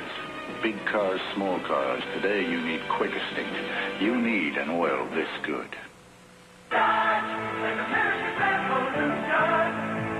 There is a revolution on the American road, an automotive revolution. It's led by Dodge, and it's changing the way America drives. Because Dodge has a vision, a front-wheel drive, fuel-efficient, fun-to-drive vision of what's been missing from the American road. The result is a fleet of high-tech, meticulously crafted automobiles. A whole new transportation revolution called Caravan. A turbocharged revolution called Daytona Turbo Z. 7 new Dodge models in the past 6 years. 2 this year, and 4 planned for the next 3 years. The longest warranty of any American cars. The most turbocharged models in America. The most front-wheel drive models in America. A revolution. An American revolution. We are Dodge, an American revolution. Another year of exciting Braves baseball is almost here. And with Superstation WTBS, you have the best seat in the ballpark to see all 150 games. But you'll need a little help to keep on top of all the action. That's why we're offering you a handy 1984 Braves schedule. It's free. Just send a stamped self-addressed envelope to Braves Schedule, P.O. Box 94086, Atlanta, Georgia 30377. Go ahead and follow America's team throughout the season on Superstation WTBS. With Harry Gant as we get just back underway. Green flag is out, running in 13th, fighting that car through, having transmission problems. Harry Gant trying to hold on. He's close up here on Lenny Pond, a guy who almost won this race twice. Should have won it, but there are no shoulds in this game more than any other. The new leader is number 15. After the pit stops, the yellow and blue Ford Thunderbird. For Bud Moore's team, Ricky Rudd is out in front. The Virginia driver is in first. Darrell Waltrip is in second. Bobby Allison third. Rutman fourth. Richard Brooks in fifth. Now here is Waltrip trying to close. Black flag has been put out on number 75, Dave Marcus. Consultation flag. They say he jumped on the restart. Now that happened to him down in the 125-mile races at Daytona about 12, 13 days back. 10 days back. Here's that battle for the lead. It is 15. Ricky Rudd right there, and here's Waltrip closing up, trying to move in, trying to get it. Right behind him, Bobby Allison, about 8 car lengths back, lies third, and then Joe Rutman is the 4th place car, number 98. There's some interval back to the 5th place car, number 90. Richard Brooks, 6th is Neil Bonnet, 7th Labonte, and here comes Waltrip on the inside. Wheel to wheel, just an amazing performance by Ricky Rudd. This tough, scrappy Virginia driver stays right in there. Had 4 pole positions last year, couple of wins. Look at him fight Waltrip. He took a terrible header at Daytona 2 Sundays ago, and look at him stay in there and fight for the lead. On the outside is Ricky Rudd. On the inside, it is Darrell Waltrip, wheel to wheel all the way around. Well, we've got a car blowing up. It's Allison directly behind the leaders, coming in with the engine gone. No caution, no yellow. Allison is in there still wheel to wheel, but that track could be a little greasy up in turn 3. Waltrip goes in front. Here they are diving down. Now yellow is out. Caution now comes on. It had to come out, Ken. Were they a little late on that? I would say, really, you couldn't see. Looking into the sun late in the afternoon like this, you lose all your vision. And you have a blown engine, you don't know where the oil's at or whether the car's there. So there he is in the 2nd position, number 15, Ricky Rudd. It's remarkable that Ricky Rudd is even here today, let alone a contender in the Richmond 400. Steve Potter tells us why. Survived this wild crash in the Busch Clash at Daytona. Battered and by his own admission not 100% physically, Rudd came back to finish 7th in the 500 last Sunday. Now he tackles Richmond. I'm still not 100% right now, but I'm getting there, and it seems like each day I get a little bit stronger. The dizziness seems to bother me a little bit when I get in the corners, and the G-force gets to acting on me a little bit. But I've come a heck of a long way. Ricky, they say short tracks are tougher on a driver than super speedways. Will you be able to go the distance here today? Well, I don't know. I didn't think I was going to be able to go 500 miles at Daytona the other day, and I surprised myself I was able to go the distance. I think a lot of it has to do if I can get myself taped up and get some kind of a rig on my ribs where it won't hurt so bad. If I can do that, I think I might be able to go the distance. Ricky Rudd, number 15. David Wheeler, the brother of H.L. Wheeler, knows a little bit about sports medicine, has been with Ricky Rudd the past several days here. And this race, they feel, will be far tougher on Ricky Rudd. There's Bobby Allison out of his car.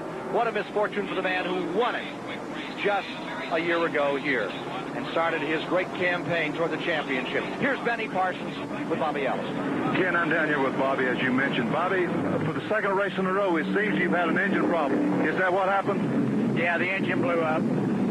Exactly. Do you know exactly what happened, or just something inside Lego? No, just something exploded inside the engine. I don't know what it was. Again, Ken, for the second race in a row, Bobby Allison's quest for the second straight championship goes down by the wayside. Bobby Allison, who was gunning for his fourth straight Richmond win, out of it. Robert Yates had a problem at Daytona. They think they have it resolved as with 3 cars that went out with broken cams. One of them being the Richard Petty car, another being that Allison car. But today it really went up in smoke. Waltrip is now within 9 miles of taking the lead in the 7-Eleven standings for mile leaders. Here we are back inside Harry Gant's car as he gets ready to shift her up and come back under the green flag. And after this last caution period, Darrell Waltrip finds himself in the lead. They swapped them around. Richard Brooks is second, and how about this? After that last pit stop, Neil Bonnet's third, Terry Labonte fourth, and Ricky Rudd is back in fifth with Joe Ruttman in sixth, and we have 6 cars running the lead lap. Again, you're inside the Bandit, and Harry Gant's running in 11th. He's right up there with Terry Labonte, the 44 car, which is the 4th place car. Remember, he's running a lap or 2 down. Richard Brooks doing an outstanding job with car number 90 for Judy Donlevy. That's a Virginia-based team. They're running in the 2nd position overall in this 400 lap, approximately 200 miles, better than a $250,000 race. $243,000 to be specific. Here's your leader, 11th. Waltrip has just had a day thus far. Can anybody take him off the point, buddy? Well, I don't really. It'll be a little while because he's in the clear right now, and everybody else is trying to get by Dave Marcus and Bill Elliott and those guys. And when you don't have clear racetrack, the car out there by itself can just overhaul you. There you see Waltrip out in front. Mammoth crowd gathered today at the Richmond Fairgrounds to see this second race of the season, the first 5.5 mile. Here they are, rolling down through at top speed, over 100 miles per hour on the main straightaway. Again, these cars are beginning to show a little body wear now. There's a lot of them have the grills knocked out, the bumpers laid over, and everything else. So they're really beginning to push and shove a little more as they go. And as we get down near the end of the race, these cars won't even look like they did when we started. 5th place, number 15 car, the blue and yellow car of Ricky Rudd. Right behind him was 98 Joe Ruttman, back with the leader. Out for a nice Sunday drive. Worth about 20 grand if he can pull it off for Waltrip today. Stays there. National race live. The Richmond 400 is being brought to you by the Stroh Brewery Company, brewers of Stroh's, Old Milwaukee, and other fine beers. Latest development here this afternoon in the Richmond 400. Car number 90, Richard Brooks, is on pit road. He had made his way through the field all the way to 2nd place. There you see the leader, number 11, Waltrip in front. And Richard Brooks, who had made a tremendous try, now has been sitting on pit road for 2 or 3 laps and has fallen out of the top lead lap competitors. We have 5 drivers in the lead lap. Junior Dobson has to be really proud right now. He's got 2 cars in the race, and they're running 1-2, and they really the class of the field right now. 98 and 44 going at it. On the outside, Joe Ruttman is trying to move around. 98 and 44 hanging tight. There is Joe Ruttman on the outside. He is on the move. He is able to get around the number 44, and here comes Ricky Rudd another time at the 15. Ricky Rudd is picking up a spot. He'll go to 4th right here. Terry Labonte falls to 5th. Terry Labonte falling back. It is now Ruttman into 3rd. Rudd into 4th, and Terry Labonte maintaining the 5th spot. Earnhardt 6th. We have 5 cars in the lead lap. Laps complete. Stand at 245. Here's Benny Parsons. Ken, I talked to the Goodyear representative, Wayne Torrance, this morning, and he told me that these competitors, this 32-car field, had purchased almost 800 tires to run this race. That's almost 7 sets per team. The reason that they buy so many tires is that they buy them, they measure them, and they try to put the proper sizes together. We've been talking about stagger all afternoon, and that's what we're talking about, is the size of the tire. So they try to put these tires together in sets to come up with the stagger or the size that they want. The problem is, when they go with their best thoughts and their best shots, the tires get hot and they blow up like a balloon. The problem is they don't blow up consistently. They don't grow consistently. So therefore, they end up with the wrong stagger in 10 or 15 laps. Another thing that they do with these tires, Benny, is they use them for bumpers. Now, these things came off Richard Petty's car, and I can tell you, somebody in a blue and white car or blue and yellow car goes to the King Came Knockin'. Some of the large crowd gathered here in Richmond watching the action, and here it comes. Waltrip stays out in front. Just absolutely amazing the power that car has developed as Darrell Waltrip stays first. Here he is lapping J.D. McDuffie. Good battle developing for second place. Neil Bonnet maintaining second. There you see him in the number 12 car with the 98 there. And here comes Ricky Rudd right back on the inside. Rudd trying to get underneath Ruttman going into turn 1. Leonard, now, I'm going to talk to Leonard Woods just for a second. It looks like the Fords are doing quite well on the short tracks this year. You see Ricky Rudd right now moving up on Joe Ruttman. He's been a strong running car all day. Thank you, Buddy Baker. Let's go to the SCP Pit Communications Center. Here's Dave Despain. One race is already over here today. The 7-11 mileage leader competition has been won by Darrell Waltrip. He's already led 120 miles in this competition. There's a $3,000 7-11 prize to the man who leads the most miles. Waltrip has already locked that one up. Ricky Rudd led a lap. Neil Bonnet led a lap, both under caution. Every lap under green has been led by Mr. Waltrip. Darrell Waltrip maintaining a lead. Has been able to command this race from the very beginning. The Story is back in the second position. There's Richard Petty on pit road. Richard Petty having problems, and he is now on pit road. The battle developing throughout the afternoon has been Neil Bonnet's Story as Richard Petty's pit crew looking a little haggard as they try to get him back in. Waltrip stays in front. Lapping cars at will, handily here. Getting around Trevor Boyce right now. Second, third, fourth, right there. Neil Bonnet has come to second. The team cars are first and second. And then that third spot, Ruttman. Fourth spot, number 15. Rudd, and the fifth spot in the lead lap is number 44, Terry Labonte. Back in sixth is Earnhardt, seventh is Elliott, eighth is Richmond. So, as matters stand, it could be a team sweep for Warner Hodgson and Junior Johnson today. We'll stand by and see. It's running down here in the Richmond 400, and you're watching that battle for second spot. 3 cars contesting. Neil Bonnet is there right behind him. Joe Ruttman having just a dandy day in third, and Ricky Rudd on the comeback trail in fourth. Going fifth is Terry Labonte. We have 5 cars in the lead lap as we get down toward decision time. With a 6th spot, Dale Earnhardt, 7th spot, Elliott, 8th is Richmond, 9th, Bodine, 10th is Bouchard, 11th is Harry Gant, 12th is Lake Speed, another lap back in 13, Dave Marcus, 14th is Cale Yarborough, and 15th is Lenny Pond. Well, Baker, Buddy Baker, how do you feel about it? This team car, number 12, going up into second spot, seems to be as stout as anything out there, as stout as his teammate, Darrell Waltrip.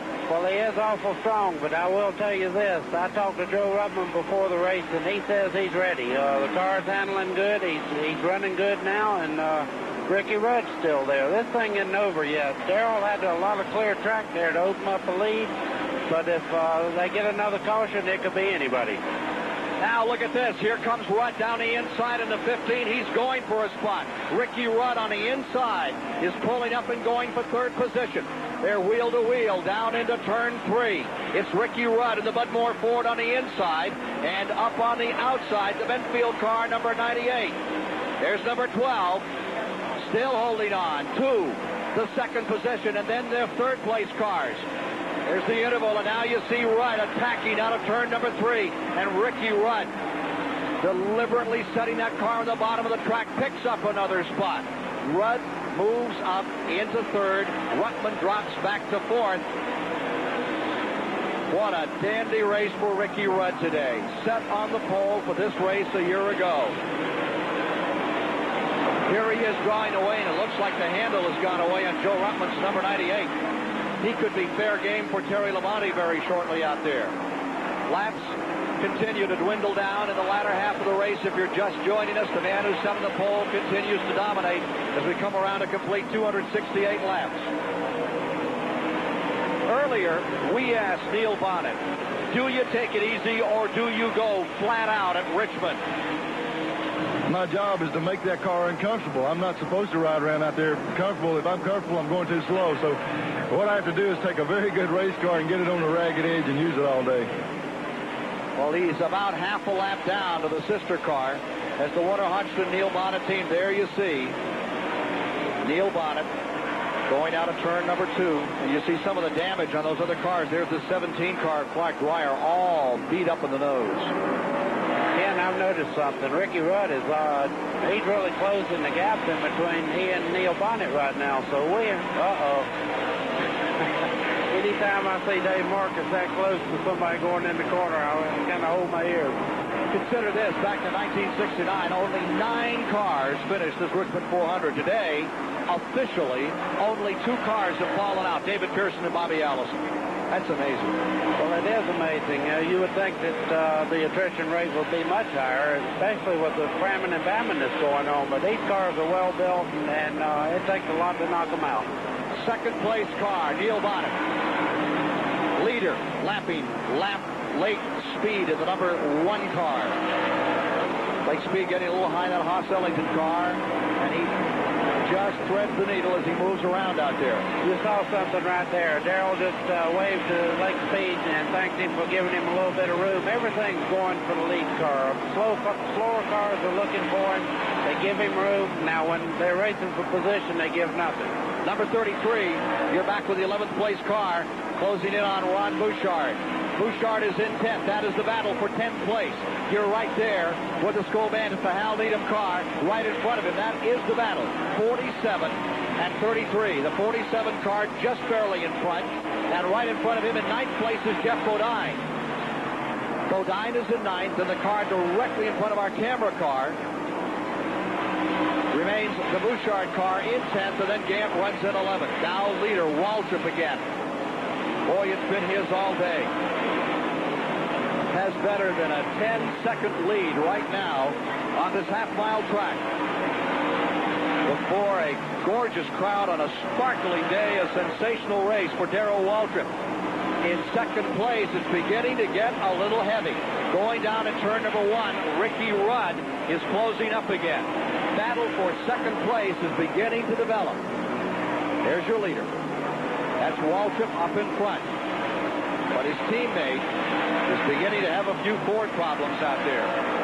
The battle is up for the second spot. It is car number 12 at 15, plunging along through this race in the 2/3 distance. And there you see the number 12 of Neil Bonnet and the number 15 of Ricky Rudd in third. And they are really having at it. Rudd is closed in. He's begun to make some moves as if he would like to go by. Main straightaway. First turn. 277 laps complete this time by out to 400. And still, Neil Bonnet for that second spot, hanging right on Ricky Rudd. And notice how high Neil Bonnet is using that racetrack now. Well, he's using every available way to keep that car going fast so it'll come off the corner as straight as it can, and it may just take a higher groove, but Ricky Rudd is really coming off of the corner right now. I wouldn't be surprised to see them racing for that position pretty quick. Here's Ron Bouchard in the 47. Now remember, he's in 10th spot.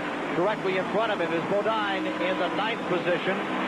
And directly behind him is Gant running in the 11th position. We asked Ron Bouchard, how much different is it driving a Grand National from a modified car on these short tracks? A modified race car is 2,600 pounds and, you know, about the same engine as you run in a Grand National. And, you know, the tires are a lot bigger and the cars really handle a lot better in the turn and can go a lot quicker through a corner. So it's quite a transition to get used to a Grand National race car versus a modified on the shorter tracks. Ron Bouchard driving that number 47 back there in the 10th spot with his hands full. Bodine right in front of him, and right behind him comes the Skull Bandit Harry Gant. There's Gant again, the 11th place car, and those three locked up in their own war. After 1 hour in Miami at the Grand Prix there, Brian Redmond's Jaguar is leading, and Klaus Ludwig with a Ford Mustang is in second. Don and Bill Whittington in the march. The Whittington brothers are running third. Walter Boren in a Corvette won the GTO race earlier today. You'll see the stories of that race in Miami on Motor Week Illustrated next Saturday, 5:35 with Dave Despain here on the Superstation. Number 11, Waltrip is your leader. Commanding, orchestrating, conducting the lead. Darrell Waltrip at first. But the story is a tremendous battle for second between Neil Bonnet, Ricky Rudd, and Joe Ruttman. We're back and we are under caution. Another time. Mark that down as the 6th caution period of the day. And let's take a look at what happened up in turn number 3 to bring out this caution.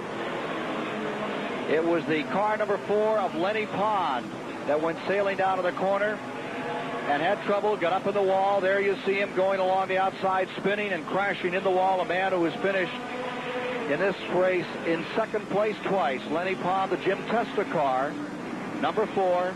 Pond, of course, second the year that Benny Parsons won the event back in 1978. So Lenny Pond has brought out the 6th caution of the day. Twice a runner-up. Was runner-up in 1975 to Richard Petty. And he won the 78 Talladega 500, his only Winston Cup victory, having problems here. Well, we've got to change of position out in some of the back markers, and we'll give those to you in a moment. The front 5, all of that lead lap, you're inside Harry Gant, Skull Bandit another time. Ken, one shouldn't be too far away for restart, buddy.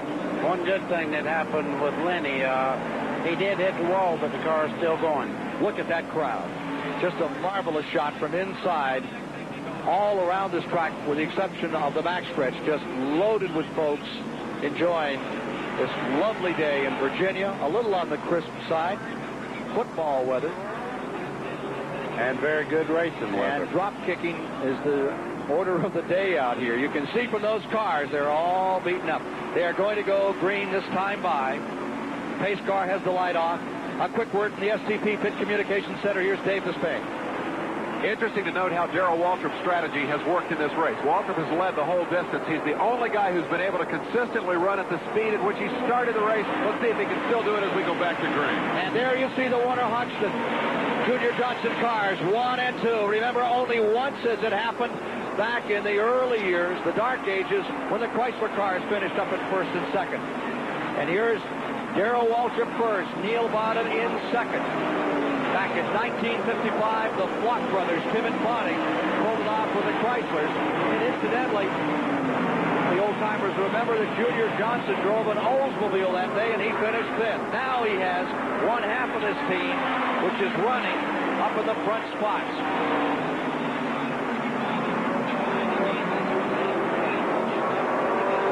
Look at Bonnet go for the lead. They may be team cars, but this is not formula driving. This is serious business out here between these two, both itching for the victory. No contract here where one driver has to finish in second place. You think, oh, here comes Bonnet, taking a little bite out of the back end there. Thank you, just a small crunch. Well, that goes think along. you guys like each other? I think so, but still, he's nipping on him a little bit. I think Neil right now may have an awful good set of tires because he's putting the heat on. He certainly is. He's looking for a shot to take for first place. Going third right now is Ricky Rudd. Fourth is Terry Labonte. And Rutman has fallen a lap back. Third is Rudd. Fourth, Labonte. We have 4 cars now in the lead lap. And there's the story right up in front. Look at this team scramble. Winner of 57 races in front and twice national champion. It is car number 11. Darrell Waltrip in first. Here comes Neil Bonnet. Back again. Looking for his 14th win. Down the main straightaway. Going into turn 1. Both. What about it? This is strictly individual type stuff out here, isn't it? Well, it is that now because there's no reason for Darrell to give him the credits he did a while ago and let him by. But I really believe Bonnet's the faster of the 2 cars right now. He's going to make a move pretty quick. A dazzling display by the Junior Johnson Warner Hodgson team as they dominate this event. There is number 11, Waltrip in first. It looks like he might have gotten into that first turn a little hard, but he came out about 2-car length advantage. Well, the one thing that Neil has to watch right now is not to get the tires too hot. He's putting a lot of pressure on him, and he's driving into the corner extra hard, and he's starting to wash out a little bit. He's going to have to run like Darrell's running and then take advantage of a break. We'll talk about persistency. Waltrip has just hung it out on the nose all day, and Bonnet's been playing catch-up, and now we're getting down to it. The laps dwindling. They're moving into the 296 lap category right here with 104 laps remaining. Well, that would be something if we saw a team finish. You were part of a team finish in Daytona with Richard Petty years ago. Richard won. You came in second. That was a Dodge day, wasn't it? Well, it'd been better if it'd been the other way around, but it is a good feeling when you field 2 cars and you run 1-2. You can't do any better than that. And we have a caution almost direct on the front straightaway. Kyle Petty just got into the school brother there.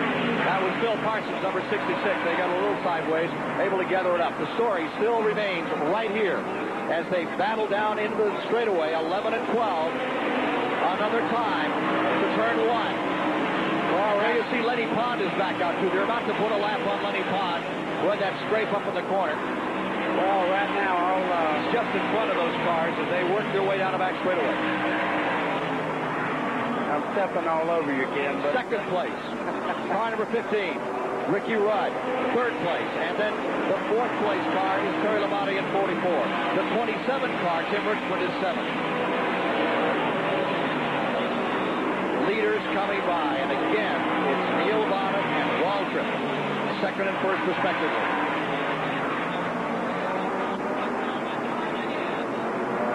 We'll be back with more of the Richmond 400 live on WTBS after these messages. An incredible story being written as we watch it live here on WTBS from the Richmond Fairgrounds, race number 2 of the $10 million series, and it is a team effort right now for the first position. Darrell Waltrip is there, twice winner of the event. Neil Bonnet, who's never won this Richmond 400, lies in second spot right on his rear bumper as they put a lap on the J.D. McDuffie car and the Greg Sachs car in the main straightaway. They are running about 5 seconds in front of the third place car. Let's go to Benny Parsons. And I'm down in the pits with Junior Johnson. The owner of both of these cars is running 1-2. Junior, your cars seem to be dominating the race.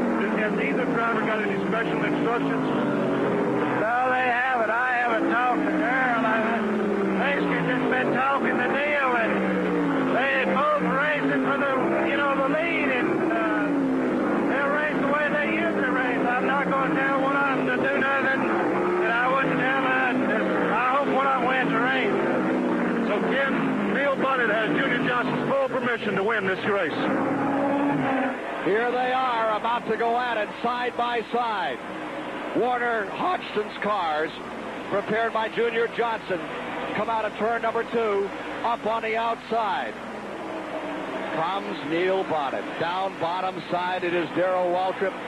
Here they are, wheel to wheel, and the crowd is standing all around the speedway. Into turn one. Neil Bonnet's changed his racing groove to the high side now, and I tell you what, it won't be but a second till he overhauls Darrell. He's really getting in the corner a lot better, as you see right there. What a tremendous battle for the lead. Waltrip down low, Neil Bonnet up high. Rudd stays third, Labonte fourth. Into turn one, Waltrip comes back. Back straightaway, out of two. That's got, I don't care how calm Junior Johnson sounds, that's got to be Nerve City right there for him. On the outside. Moving up, we got a smoker down at turn number one, an engine letting go. Ron Bouchard. Bouchard is blowing an engine, and as they race the line and yellow comes out, Ron Bouchard unhinges the engine on number 47. What a bad break for the BB car, which had been doing so well today. Well, he was running a great race, but the thing of it was that Neil Bonnet had just made his pass on Darrell, and now they're going to make another pit stop, and that could change the whole thing around. So we'll just have to see who gets a good set of tires, a good stagger, and everything for this run for the checkered flag. All right, let's watch from our camera at the end of pit road as those two leaders both pull in 11 and 12 and see who comes out first. As they came in, Neil Bonnet was leading. There's Tim Richmond coming in. He's running 8th right now. Ron Bouchard was running 11 when things went bad in the engine department. Neil Bonnet's car going around for 4 tires, and I believe that's the same situation on car number 11, Waltrip, as well. There you see Junior Johnson standing just over the wall. Well, the reason the race is on. Here comes quickly number 27, Richmond, hurrying back out. Bonnet comes out. But first out was number 11. Waltrip stays in that pit battle in first. 11 came out in front of number 12. And there you see him as they gather up with the pace car another time. The team perennial favorite gets used too many times, but the Winston Cup stars go short tracking. 2 names stand out. Next time by in the Richmond 400 as 2 of the greats of short track racing. Darrell Waltrip and Neil Bonnet continue their own vendetta up in front for the same team. Now you're with Harry Gant. He's in 9th place. What a comeback he has made after terrible adversity at the start. They gather up. Harry Gant in the back straightaway. Harry, can you hear me? We're not set up to talk with Harry right now. He has really had his arms full all afternoon. Been on the line with his crew chief, Travis Carter, with the problems the car had early with the transmission, but he's worked his way back up, and he now lies 9th. Here comes the restart. Waltrip pulls away down into turn 1, using leg speed to get a little room. Slow cars, or lap cars, more properly put, on the bottom of the track. And those leaders all bunched up on the outside. You see the yellow and blue car, Ricky Rudd, working back there in the 3rd position as they come around turn 3. And the blue car, number 44, that's Terry Line.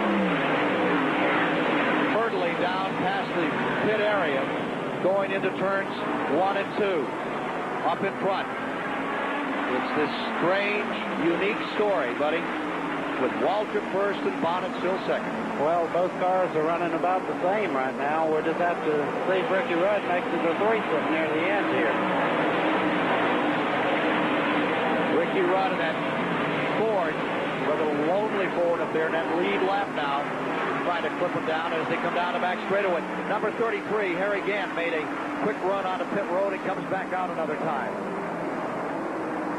You see he's got empty track in front of him. He's got some running to do. You can see just how hard that track is on those drivers. They take a lot of abuse of this tough old half mile. Here he is back to the main straightaway. Down into turn number 1. About 110, and he eases off into this almost flat first and second corner. Meanwhile, up in front, Bonnet stays there and waits on Waltrip, the leader. Here's the report from Jerry Garrett. Ron Bouchard, one of the front row starters. Ron, what happened that caused you to go out of the race? Well, it looked like it might have broke a rod in the motor or a crankshaft. If something broke and it stopped yet. How's the condition of the track out there right now? The condition of the track? Well, right now the racetrack is real slick, and the lane has moved all the way up to the fence, and that's where most of the cars are running right now. Keep them busy trying to figure out that groove, as we said before, Ken. Let's remember that the fifth club is now Bill Elliott at number 9, with 6, Tim Richmond, 7th, Earnhardt, and 8, Joe Rutland. Check down those leaders. And there you see the number 27 car, that's Tim Richmond, in the 6th position. With him is Dale Earnhardt. They're swapping that position. Earnhardt has just picked up the 6th spot. And here comes the move. They're side by side. The Junior Johnson twins, 11 and 12, going into turn number 1. On the inside is Waltrip, and Bonnet continues to like to run the outside. Well, he's getting a good bite off the corner there, and he's moving right on by Darrell. I don't know, this certainly is strategy. Here comes Darrell back under the inside, but I believe Neil's car is a little quicker now. This tremendous congregation back on its feet as down the main straightaway. Car number 12 goes in front, Neil Bonnet. This could put him on the winner's circle if he could win today. That's worth a whole lot of money if you're running all 30 races this year. Well, I'm sure right now the win is more important than anything to Neil, because Darrell, as they went into the year, everybody said Neil was a better big track driver and not that good on the shorter tracks, but he's certainly showing right now that he is really a short track chauffeur. We've got a great battle for 6th position. Just a tremendous battle for 6th spot. In the back straightaway. There you see 27 Tim Richmond. And again, the number 3 of Earnhardt. He's pulled alongside him twice, but hasn't been able to get by. Richmond in the 27, and Earnhardt in the number 3, fighting for 6. Let's go to Benny Parsons.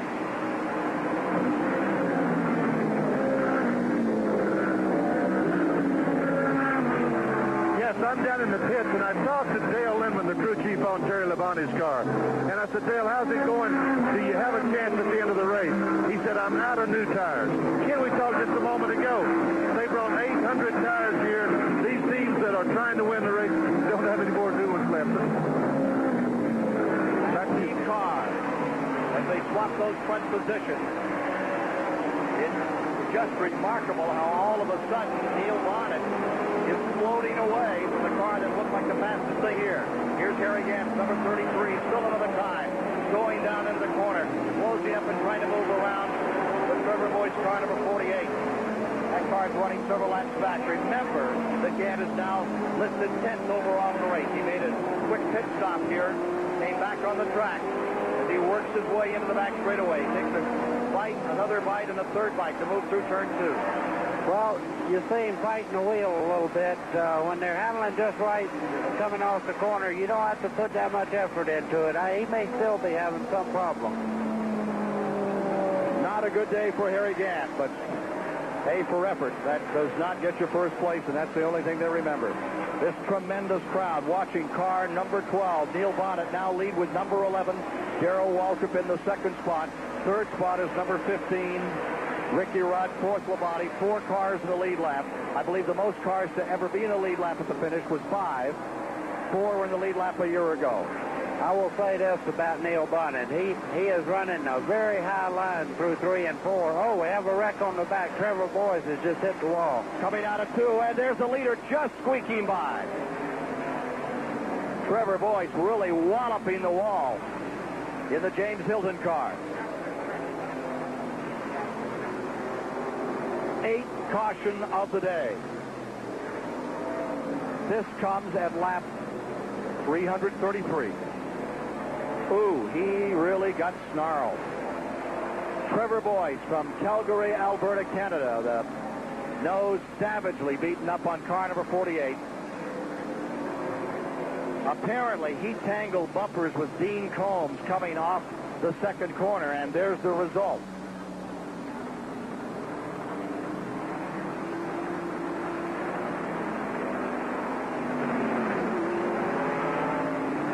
Car number 48, Trevor Boyce with his own trash smasher out here now. Boy, did he take a wallop. He did that. Now he's Car number 9, Elliott, rides in 5th. There you see the leaders on pit road another time. They're calling in Cale Yarborough. He's running 13th. The front end all beaten up, and the crews go to work on the back straightaway. Buddy? If you notice, Neil Bonnet had everything going his way, so he did not elect to stop and take on new tires. But Darrell feels that he needs to make some adjustments, so he changed his left side tires now. So he must not have had a good set of tires on at that time. Here comes Waltrip back on the track, and he'll have some making up to do. Now you're with Harry Gant coming by, and here comes the other team car on pit road. The leader is now pitting. Car number 12 is pulling down on pit road, and Neil Bonnet is in. Let's see if we can get a word from Harry Gant right now. Harry, can you hear me? Ken Squire.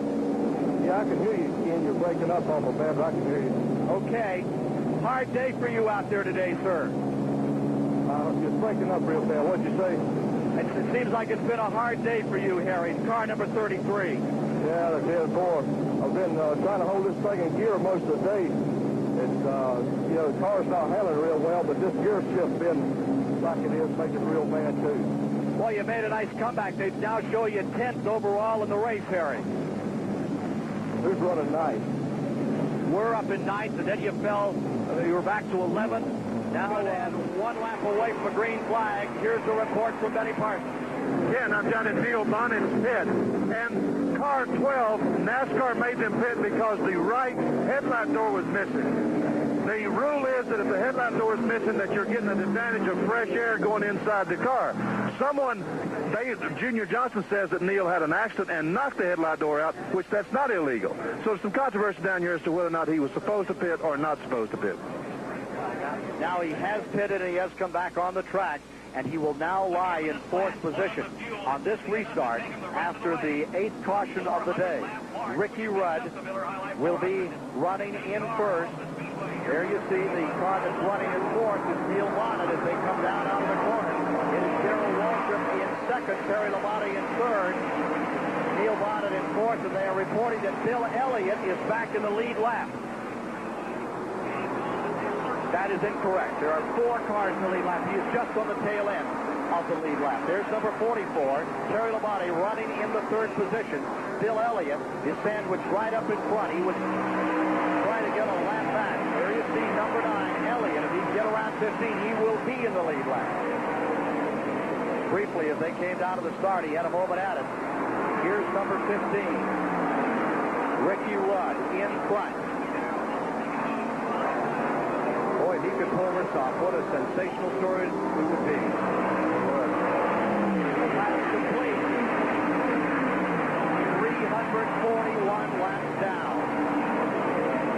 341 complete. Going into turn 3. Down to the inside, number 11, Waltrip.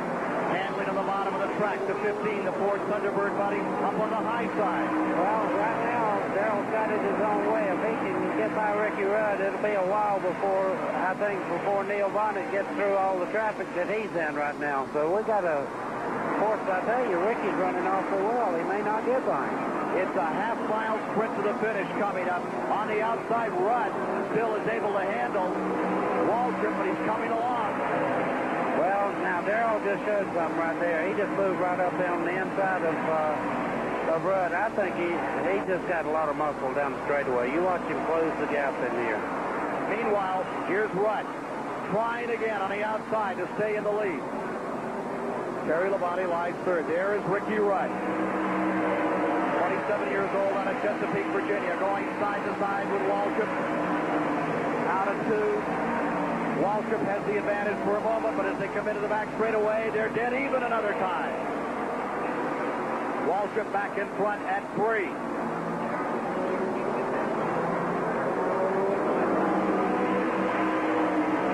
Third place car is now number 44, Labonte. And Waltrip cleanly gets under, but Rudd just won't give up on the outside. Now, Waltrip has enough room to come all the way across the top. First and second place. Down into the main straightaway. Back into turn turn number 1, and looking like he's trying to get a lap back. Bill Elliott's still in there, buddy. Well, Bill Elliott's running awfully well, but right now Waltrip's beginning to move away, and I guarantee you, oh no, Neil Bonnet's got a flat tire on the back straightaway. He'll have to come in. Car number 12 is slowing down, and he's pulling out of pit road. What a bad break for Bonnet. Benny Parsons was saying before the race, this is really a gambler's race. It's how the dice shake out for you, and a tire problem. A lot of this loose material down to the inside of the track gets kicked out, and there you see number 12 in with a tire problem. It's all over now. He's a lap down to Darrell and Ricky Rudd and those guys, and the cars are running so evenly, I don't believe he'll ever make it up. 3 cars now remain in the lead lap. Waltrip, Rudd, Labonte, as Bonnet comes back to speed. Now this happened very close to the 350 mark. That happened in lap 346. They are now at 348. But keep this in mind, Ken. What happened to him can happen to anybody, including this man, number 11, Waldron, who stays up in front. Ricky Rudd still stays second, looking for his third Winston Cup win. Victorious last year at Riverside and Martinsville. There he is at number 15. He was on the pole for this race. He took 3 poles in a row a year ago. Best finish of this race, he was second back in 1981 to this man, Darrell Waltrip. They're running 1 and 2 just as they did in 1981. There's that Trevor Boyce car still going on. There's a miracle of miracles. 48 after that hard hit in turn 2 is able to continue. In 4th place, a lap down is Bill Elliott. Bill Elliott is in 4th. And the 5th spot now would go to number 3, Dale Earnhardt. A quick report from Neil Bonnet's pit. Ken, as you mentioned, Neil Bonnet just made an unscheduled stop. Here's the culprit. He ran over something, punctured the right front tire, had to come in the pit. Well, that's it. It's that little minute hole made all the difference in Neil Bonnet's hopes today. 27 and 3 back at it another time. That is Dale Earnhardt, Chevrolet number 3, and Tim Richmond continuing their own war further back in the field. Richmond currently running 7th overall.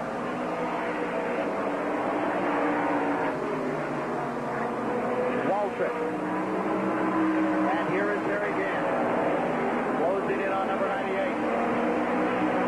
And in 10th position, the 9th position car is Joe Ruttman, right in front of him. You're in the battle for 9th spot. That is Joe Ruttman just in front of him. And with Neil Bonnet's tire problem, that may be the battle for 8th. And see, just what they're going to show now is that when Bonnet came in, they update the leaderboard. Joe Ruttman moved to 8th, and Gant moved to 9th. And here's Harry Gant trying the inside another time. If you saw Harry Gant just then, you saw him reach over and make sure it was still in gear. That's still bothering him. I don't think it's jumping out in every corner like it was, but he puts his hand over here just to make sure going into the corner and it hadn't eased out of gear on him. Down the main straightaway. Harry Gant trying to find just a little more running room to come down the inside. Neil Bonnet back on the track being shown, and now he is shown in 8th, which would move that Ruttman-Gant battle back to a battle for 9th place. Latest word from scoring is that after his pit stop and came back, as he puts a lap on Morgan Shepherd, that Neil Bonnet in this car number 12 is running 8th overall. 3 and 27 are really having a wonderful time late in the going today. 357 laps are complete. There's your battle. There on the inside is car number 3. That is the Dale Earnhardt car, and right with him in a battle is for 5th position overall, Tim Richmond. Number 90, the Judy Donlevy car is back out. Remember, he was in for some time.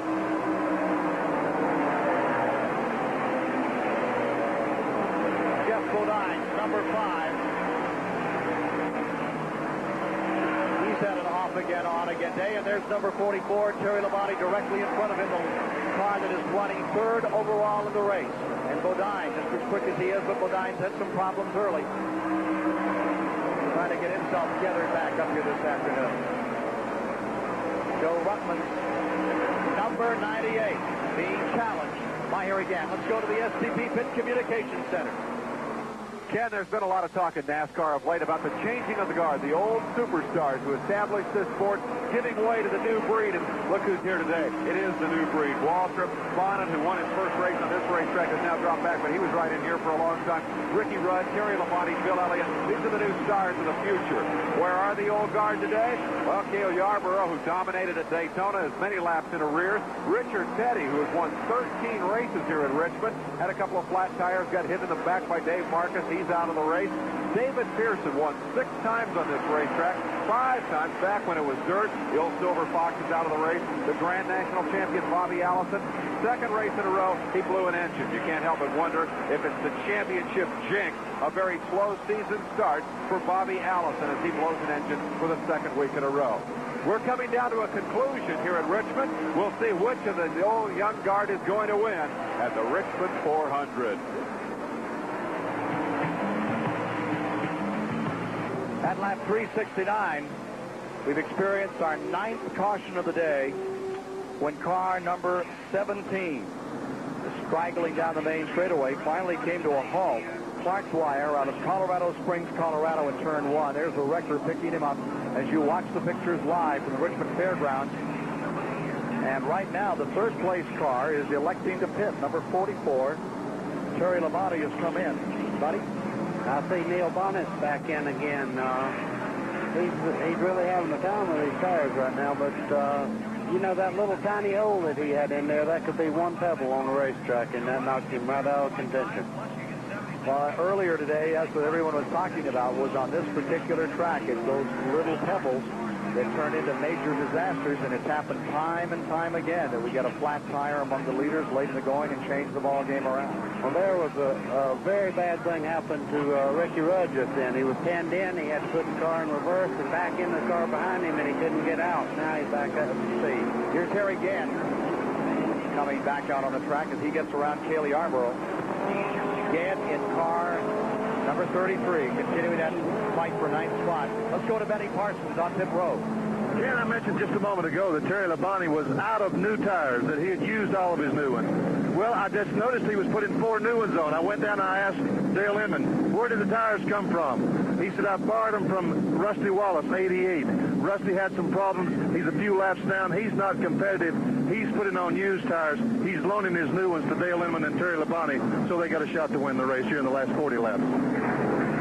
Darrell Waltrip has led 183 miles of this approximate 200-mile race today. Ricky Rudd has led 8, Neil Bonnet at 8, and Terry Labonte had a lap to his credit today. But it has been all Waltrip from the very beginning. Bonnet took it away from him briefly. Then he had a flat tire. We have 3 cars running in the lead lap with Waltrip first, Rudd in second, Terry Labonte third. 1 lap back in 4th position now it's Dale Earnhardt with Neil Bonnet in 5th. And the 6th place car is Bill Elliott with unofficially Tim Richmond showing in 7th, 8th Bodine, 9th Rutland, 10th Gant, and they're a lap away from getting the green flag. A busy day. We might go further back for just a second, buddy. The 11th position overall as we get ready to go out here would be Lake Speed. And the 12th position is Dave Marcus. He's fighting his way up through. 13th is Cale Yarborough. And the 14th spot is Morgan Shepherd with 15th Richard Petty. And the 16th place overall is Rusty Wallace, while 17th is the rookie Phil Parsons. Well, you know, when I see that everybody got out of the way, and Ricky Rudd now on the back bumper of Darrell Waltrip, I think this is going to have a lot. And also the 44 car is now in the 3rd place on the outside. Now, if they can get a jump on Earnhardt, they'll have a good run to the end. 371 of 400 laps complete. It is a sprint Saturday night special style to the finish.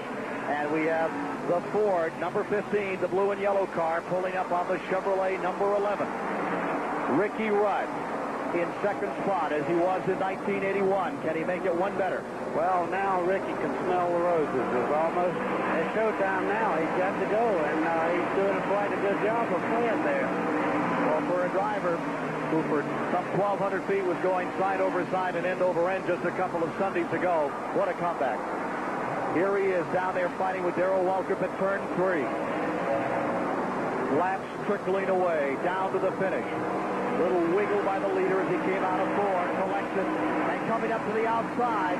I'll tell you, this Virginia crowd, if this Virginia driver can beat Tennessee's Waltrip, is going to go bonkers. Something's happened to Waltrip. He's not getting the side bite in the corners he was getting. Rudd's running up on him really fast now. Terry Labonte is the car number 44, live third overall, and he is running about 5 car lengths back from these 2 leaders. I look for Ricky Rudd to pass Darrell right now. He's hit him 2 or 3 times to let him know he's back there and in a hurry to get to the front. So we'll just have to wait and see. But Waltrip's going extra slow going into the middle part of the corner. You can see him fight the wheel as they come down to the main straightaway. Here they are, and there's that 17 car that broke down and brought out the caution just coming back on the track. Clark Dwyer out of Colorado Springs. Meanwhile, back straightaway. There's the opening on the inside. Rudd elects not to use it. This is the battle for first place, and the laps tell the story. Right now, in this event, there are 377 complete. Darrell Waltrip is setting down on the inside of the racetrack. If Ricky plans to get by him, he's going to have to change his groove just a little bit to get an outside shot at him like Neil did, because Darrell's holding him awful tight. Let's get a word from Dave Despain to the STP Pit Communications Center. Ken, we've talked all day about the combination. Darrell Waltrip has kept his combination working low on the racetrack. He's the only driver who's been able to run down there consistently all day long. Now what's happened? Ricky Rudd has got enough top combination, and they're side by side. Who's got the best combination? It'll be decided in the last 25 laps. Out of turn number 4. Rudd working the high side. Waltrip on the inside.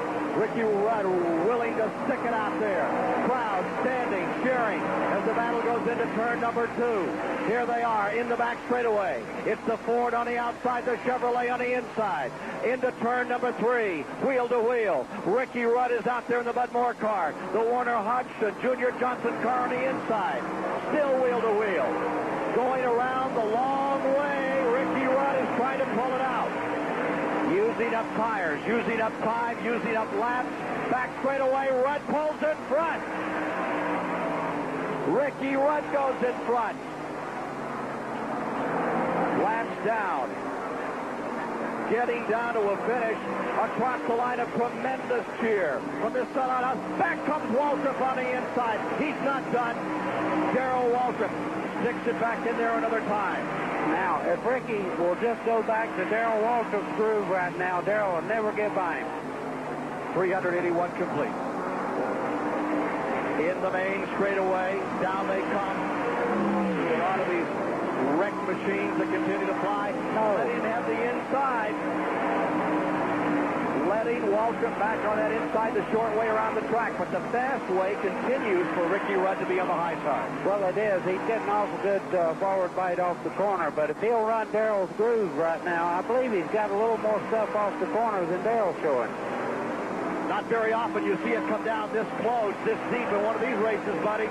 Well, I don't know what's happened, but Ricky Rudd is really pulling away right now, and it's, you know, he just may have been saving himself. He was injured going into this event, and he may have been saving himself for the sprint.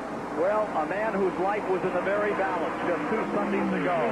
20 feet in the air, side over side, and end over end. At the Daytona Speedway at better than 190 miles per hour. Is making an incredible comeback here at Richmond live on Superstation WTBS today. He may be in trouble. I just saw Darrell Waltrip watching his groove, and he moved to a different groove, and he actually pulled back up on Ricky fast down the backstretch. So. There he is down the inside. Waltrip making a move to take the lead back. Rudd fights him off another time. Still the outside work for Ricky Rudd. No one is sitting down. Everyone is standing. It's another typical Grand National finish at Richmond, Virginia this afternoon in this $243,000 battle. Down the outside. Here comes Waltrip trying to move through. Doesn't make it. Oh, man, this spectating's harder on me than racing. I tell you, you want to tell him that it looks like he's running a little bit faster. If he would just go a little bit lower in 1 and 2, I think he would pull away from Darrell a little bit more. We won't be cutting away as long as this battle stays like this right to the finish. On the outside, the 15. It is still Ricky Rudd there. Only once has the Richmond 400 been determined by a last lap pass. That year, 1957. Over a quarter century ago, the principals then were Glenn Wood and Curtis Turner. Turner led going into the final lap, but a tire blew and Wood slipped by for that victory. Well, there's no chance for a draft here, but they could be just as excited as we get down to the finish, buddy. Well, they can, because Darrell has showed you all day. He can run low, and if Ricky would happen to go in the last corner a little bit hard and Darrell got under him, it would be right to the wire. No way to draft on a track of this size, but you can 10 laps to go. But you can sure run a man. You can pull up behind. You can drop kick him. But the story here, look at this. 10-car length advantage for Rudd. He stretched his lead, but he's into lap traffic now. This could hurt him. Well, it can. If he gets the right brakes in traffic, if everybody's looking for the lead car, it may work to his advantage right now. I noticed that Ricky's opened up a little more of a lead than he had. Bud Moore must be ecstatic. And proud. He's got to be. Ricky Rudd is showing you why he won last year, and Bud Moore people were really concerned about Rudd's condition, and I don't think there's any worry anymore for him because he is driving a great race. Terry Labonte flies third. Fourth, Bill Elliott, a lap back. Fifth is Bonnet. Sixth is Earnhardt. Seventh is Richmond. Eighth is Gant. Ninth, Bodine. 10th is Rudman.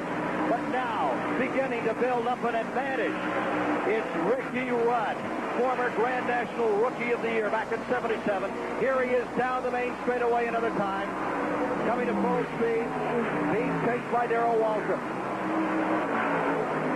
Let's go quickly to Dave Despain at the STP Pit Communication Center.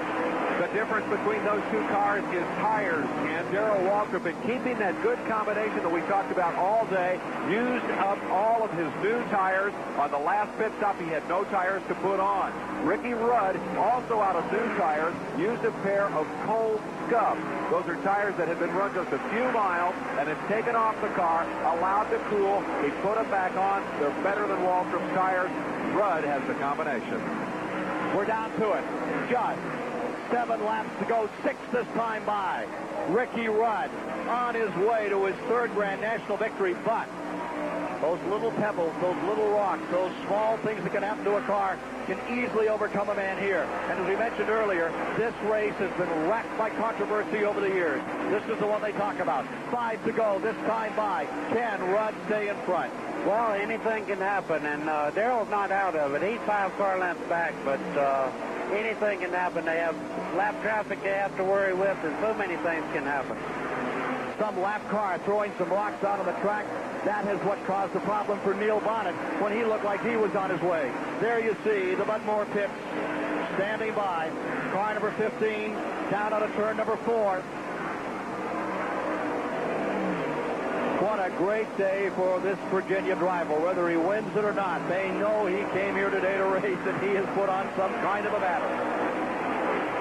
And the laps continue to dwindle away in the waning moments. It's been a perfect day for racing at Richmond, Virginia, live on WTBS. Our next broadcast will be with you on a Saturday night from Nashville, Tennessee, where the Grand National goes there a bit later. They'll move these cars on to Rockingham. And then, of course, Atlanta and Bristol upcoming on the Grand National Tour. Leader getting caught up with some heavy traffic just in front of him. That gets a little nervous. I believe there are 2 to go this time. And you see the folks from Virginia waving their hats and cheering on. No matter if they came with red and white colors, green colors, whatever, they've all turned to blue and yellow here because he is a big local favorite. And he's about to do what Lenny Pond came so close to doing twice and couldn't quite do. Ricky Rudd is coming down into the main straightaway, and a white flag is coming out. There is 1 to go on the comeback story of the early 1984 season. The kid who nearly lost it all at Daytona Beach 2 weeks ago. Hurt, they said he would hurt worse in this race than he would hurt at Daytona because you take such a beating, and jouncing on this track is clearing away for the final time around. The checkers are about to fall, and it is an upset. Ricky Rudd has won the Richmond 400. The crowd is on their feet all around the racetrack, as thrilled as Rudd is to see a Virginia driver finally take one home at the Richmond Fairgrounds. What a great run by Ricky Rudd. I just can't say enough. I'm as thrilled as it happened to me. Here he is coming out of pit road, Buddy Baker. The Budmore team, a team you drove for a lot of years, put together a stout little machine today, and the Ford Thunderbird has carried Ricky Rudd to his third career win. We'll be getting a word with the winner momentarily. Benny Parsons will be there with him, a man who has also tasted victory on this track. All right, here he is coming down, and we're going to be joining the winner in just a moment. Pulling down, getting ready to come in for the victory celebration. Would you say they could call him one tough customer? I guess they sure could. Ricky Rudd, one of the toughest of all time. He rode a Bronco that he couldn't get loose of 2 weeks ago. And he comes back here today with a sensational victory, defeating Darrell Waltrip, who entirely dominated the event. He pulls into victory lane, and we'll be getting ready to go down there and meet this tremendous driver who has pulled off a great win. Terry Labonte is going to be credited with third today. It'll be Bill Elliott for fourth, and Neil Bonnet for fifth, and Dale Earnhardt with a real stout effort for sixth. Tim Richmond unofficially seventh. Terry Gant for eighth place. And they're all gathered around Ricky Rudd down there. Now Benny Parsons trying to make his way through. They said that they had to build a special seat, and he was not comfortable. I can see his wife, Linda, right there. She has to be thrilled for him. But Ricky Rudd has done it. He has come back from one of the worst crashes in Daytona history. You can see that his eyes are still totally bloodshot. Those black marks under it. Of course, right after the race, they had to tape his eyes open so he could practice at Daytona. But a confident guy is sitting there in victory lane. Let's go to Benny Paul. Our first look at the Ridge Runner circuit last year was Rockingham, where, like